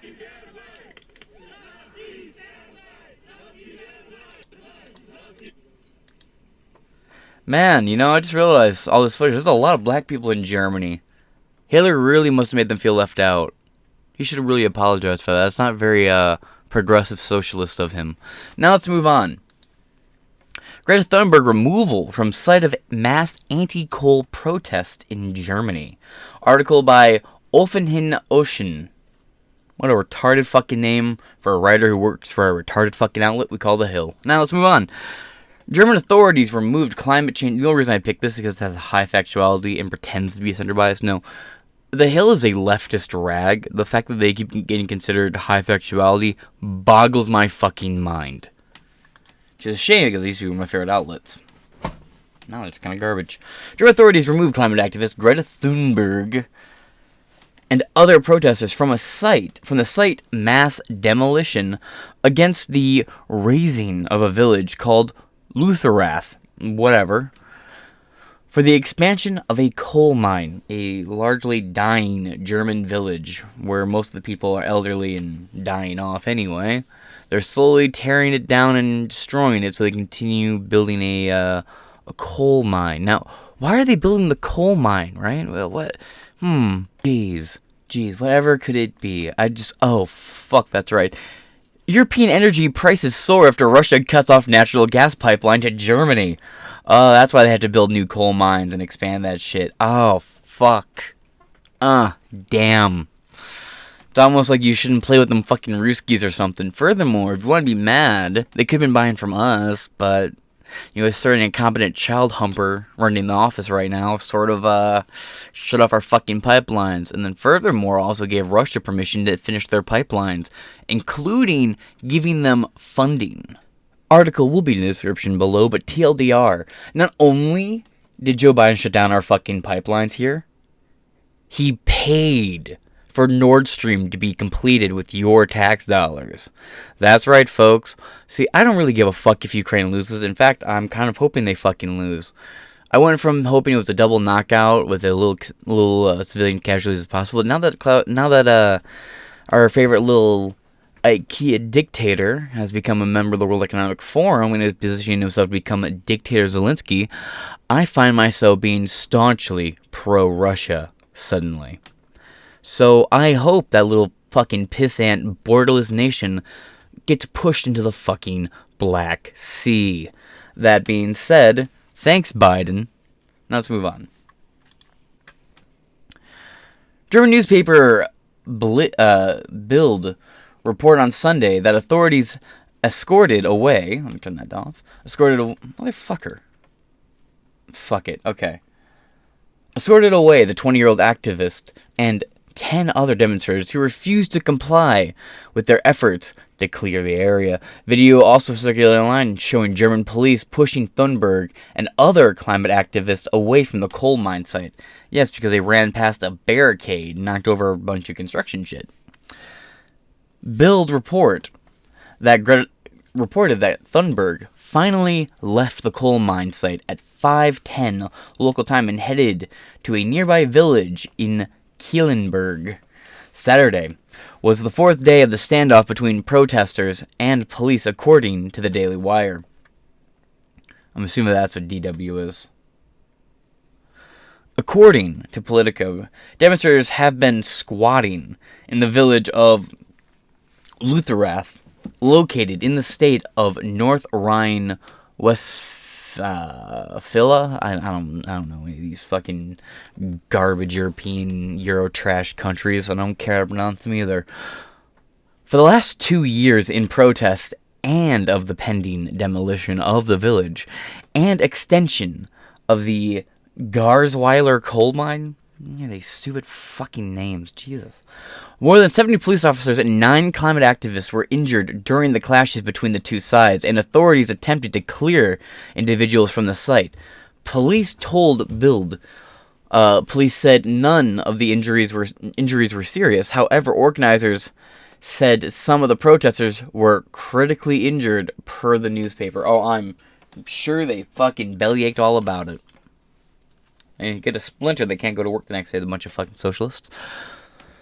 Thunberg, who joined the protest for their demonstrations the day prior, called out German government for their continued efforts on the coal mine extension. Quote, "Germany really is embarrassing itself now," Thunberg said. I think it's absolutely absurd that this is happening in the year 2023. I think you still being given a fucking platform's absurd, sweetheart. Jesus Christ. And what's really funny, right? I did a video about her not too long ago because of the whole Andrew Tate thing, right? The amount of people who seem to think this cunt actually like a 13, 14-year-old. No, she's like 21. This cunt could get drunk. You could get this bitch drunk and fuck her at a bar. Yeah, that's right, folks. You could buy Greta Thunberg a fucking drink and have your fucking way with her. Of course, if it's consensual, of course. You wouldn't want to rip out that fucking ugly-ass ponytail at the back of that bitch's fucking... Does she look like a wilted version of Sour Patch Lids from Timcast? Is it just me? It has to just be me. Quote, the most affected people are clear. The science is clear. Right, the science is clear. No, it's not. The science is never clear. It is never settled. Let me just give you a little bit of a little lesson here. If you can question it, it's science. If you can't, it's propaganda. So only propaganda is settled. We need to keep the carbon in the ground. Swedish activist added. By the way, she drives a Tesla, and you know there are still like countless amounts of coal mining required to charge a Tesla, right? You know, burning coal is what generates the electricity that charges these electric cars. Fucking oil, like hard crude, is used to lubricate the fucking wind propellers for your little stupid fucking fan grid. There's also a radioactive, oily substance inside your solar panels that when they crack, it kills the ground underneath them. So, you will just never escape fossil fuels. You'll never escape it, no matter how hard you try, but lol. The Swedish activist added, quote, when government and corporations are acting like this... you support the vaccine, cunt. Shut up. Are actively destroying the environment, putting countless of people at risks. By the way, cunt, there's a typo, and that's to the hill. Get your shit straight. The people step up. Right, well, that's the end of this article. Now, let's move over here to Newsweek. Greta Thunberg's detention sparks accusations of fake arrest. Now what's this video? The video is just kind of a random compilation. Now moving on. From Caitlin Lewis, published last night. Greta Thunberg detention sparks accusation of fake arrest. For good reason. Yuck. Let's continue. Climate activist Greta Thunberg was accused by Twitter users of staging a fake arrest after being briefly detained by German police. Thunberg, 20, was held by law enforcement Tuesday while protesting the expansion of the coal mine in western Germany, according to Reuters. The young activist, along with the group of protesters, were warned by police that they would be removed by force if they did not vacate the mine site. Reuters also reported that Thunberg was released from custody after the incident, after an identity check by law enforcement. Oh, you're at Davos? By the way, that's the thing that set me off, made me think there's something weird about this. Why is she not at Davos? Shouldn't she be there? Isn't she like the little fucking... Isn't she that little white cop from Ohio and they just passed around like a fucking blunt at Snoop Dogg's house? Does she go up, do a little cry, and then drop to her knees underneath Klaus's little fucking robe like Monica Lewinsky under the desk? I thought that's what happened. Why is she here? She shouldn't be here. Videos circulated on social media Tuesday of Thunberg standing in handcuffs while surrounded by German officers before being carried away from the coal mine.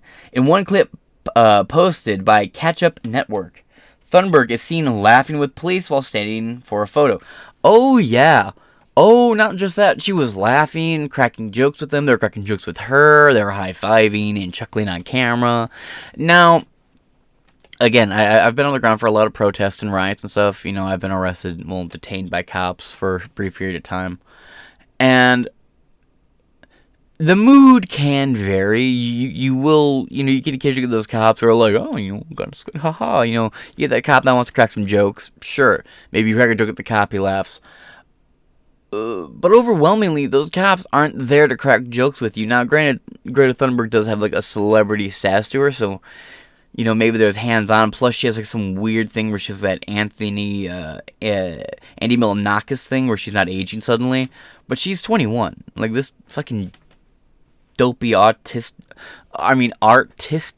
woman. Yeah, I don't know. I think it's staged. She was captured and released. This is the second time she's actually been arrested with this protest. She was arrested twice in 1 week.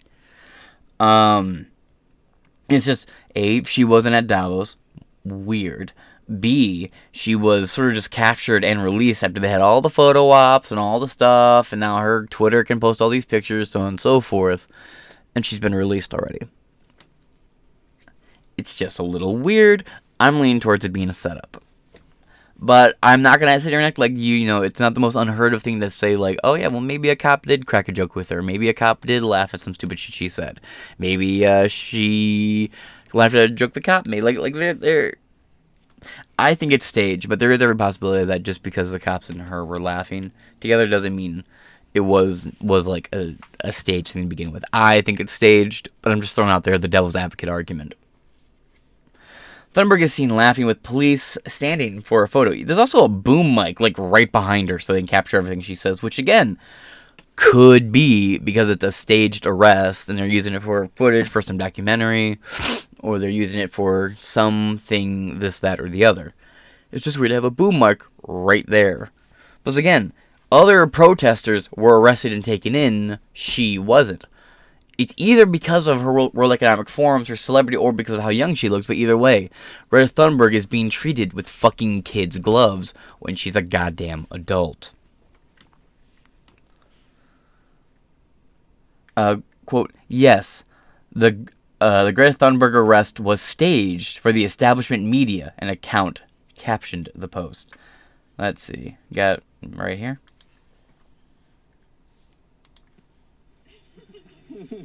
Just boom mark casually behind her.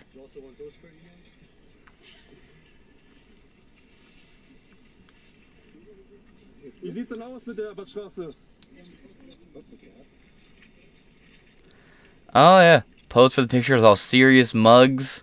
But when the cameras aren't taking pictures, everybody's laughing and joking. Look at that. She got that stylish Nike drip.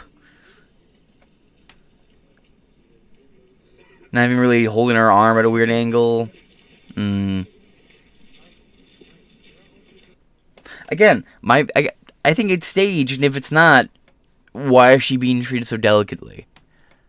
You know goddamn well German police didn't handle other protesters that gently. Why Greta? Other Twitter users echoed that Thunberg's detained was fake, including Charlie Kirk, a conservative political activist who founded the organization Turning Point USA. Quote, so it turns out Greta Thunberg's arrest was fake, as the climate change cult she works for. Kirk tweeted Tuesday evening, quote, conservative political commentator Tim Young also posted that Thunberg writing, quote, nothing says climate change is a total grift, quite like Greta Thunberg staging her own fake arrest. Quote, AOC was way better at getting fake arrested than Greta Thunberg. Shout out to Carano, a Michigan politician who faked being arrested just for campaign footage and like waved to people like she was being walked off by cops, mocking AOC. Pretty funny. The conservative commentator was referring to New York Representative Alexandria Ocasio-Cortez, commonly referred to as AOC, being detained in the summer after participating in a sit-in at the U.S. Supreme Court to protest overturning Roe v. Wade. Several GOP lawmakers accused Ocasio-Cortez of faking being in handcuffs in exchange with law enforcement, which the Democrat has denied. Hold on. Just look at this bullshit real quick. So today, several of the feistier members of Congress, that would include Sandy Cortez and Ilhan Omar, both famous on Instagram. Look at this. Decided to block. Look at their hands. The Court, watch their fucking hands. Not a fucking handcuff in sight, but they got their hands folded behind their back, walking stiff-legged, doing their shoulder side-to-side swing as they fucking walk. What do you mean allegedly pretended to be handcuffed? She totally pretended to be handcuffed. My favorite part of it is when someone yells, "We love you, AOC," and then she fucking breaks it and waves, and then her eyes wide, she throws her hand quickly behind her back like, oh shit, I'm supposed to be pretending to be handcuffed. And that's when police officers did something they've never done before. Those mean cops put both Sandy Cortez and Ilhan Omar in invisible handcuffs. They got it from Wonder Woman themselves. Led them away with their hands behind their back. You're seeing those images on the screen right now. The fact that both AOC and Ilhan Omar pretended to be handcuffed suggests they orchestrated this beforehand, which isn't surprising. The whole thing was a stunt from the get-go, and the leftist media lemmings bought it.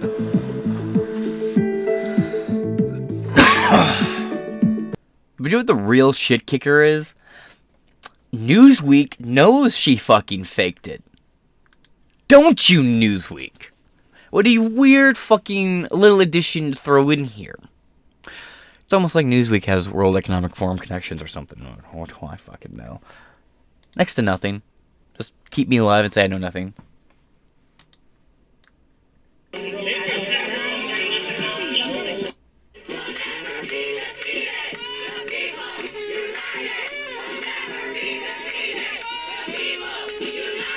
I really hate this big titty socialist.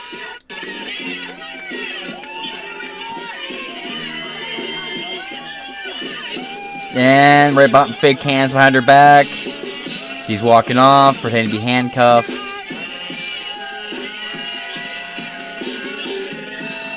Wait. Oh, did you?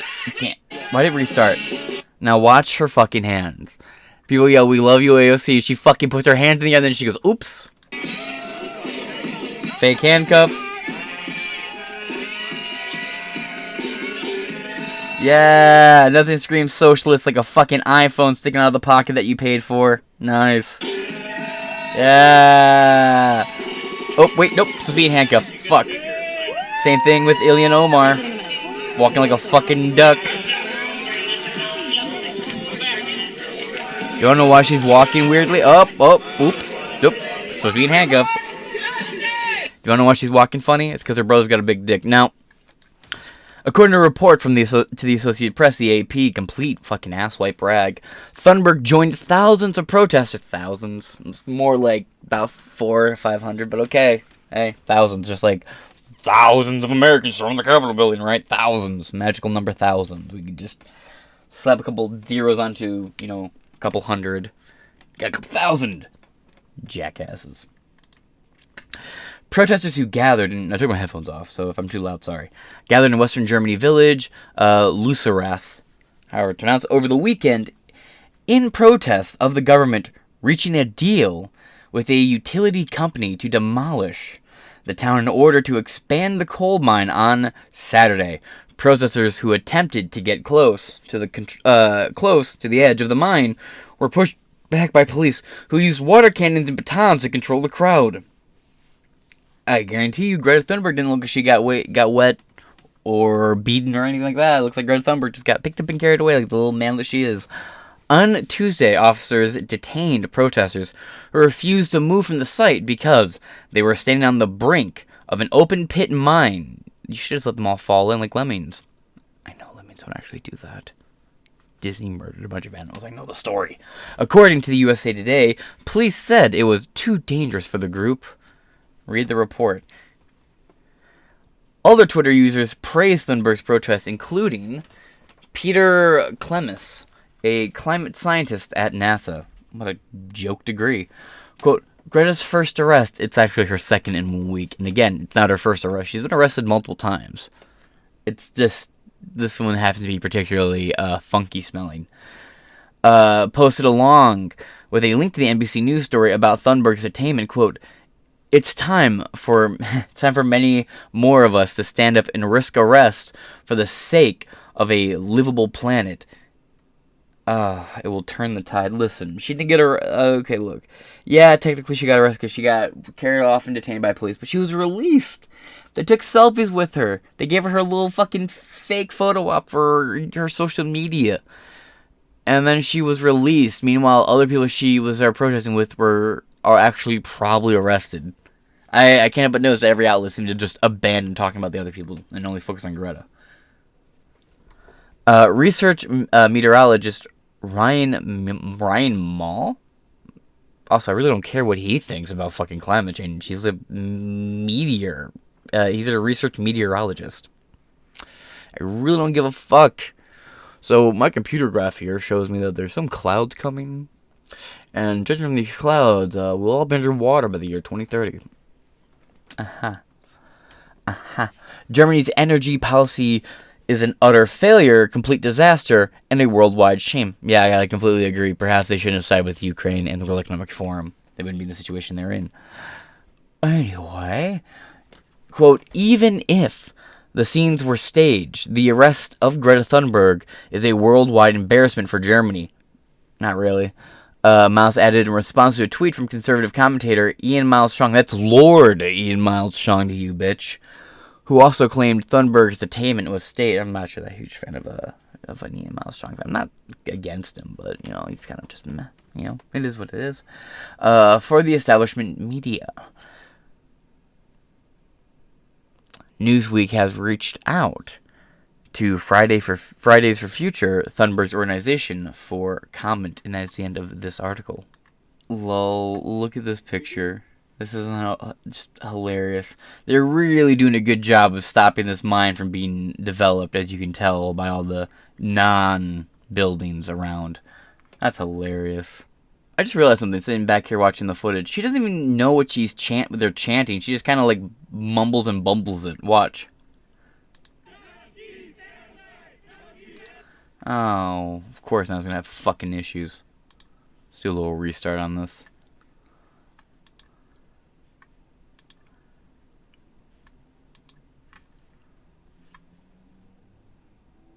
We're going to use force to bring you to the identity check. So please cooperate with the police. Watch her.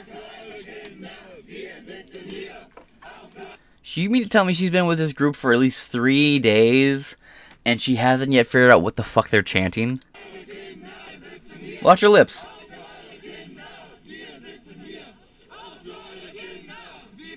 She loses track, doesn't know what they're really chanting. She's like, I haven't seen somebody fumble up that bad verbally since Joe Biden tried to pronounce the name of MLK's fucking grandson the other day.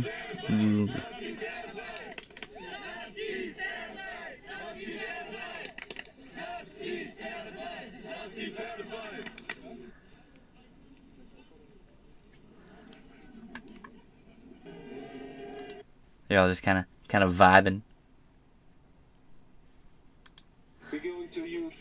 Oh, okay.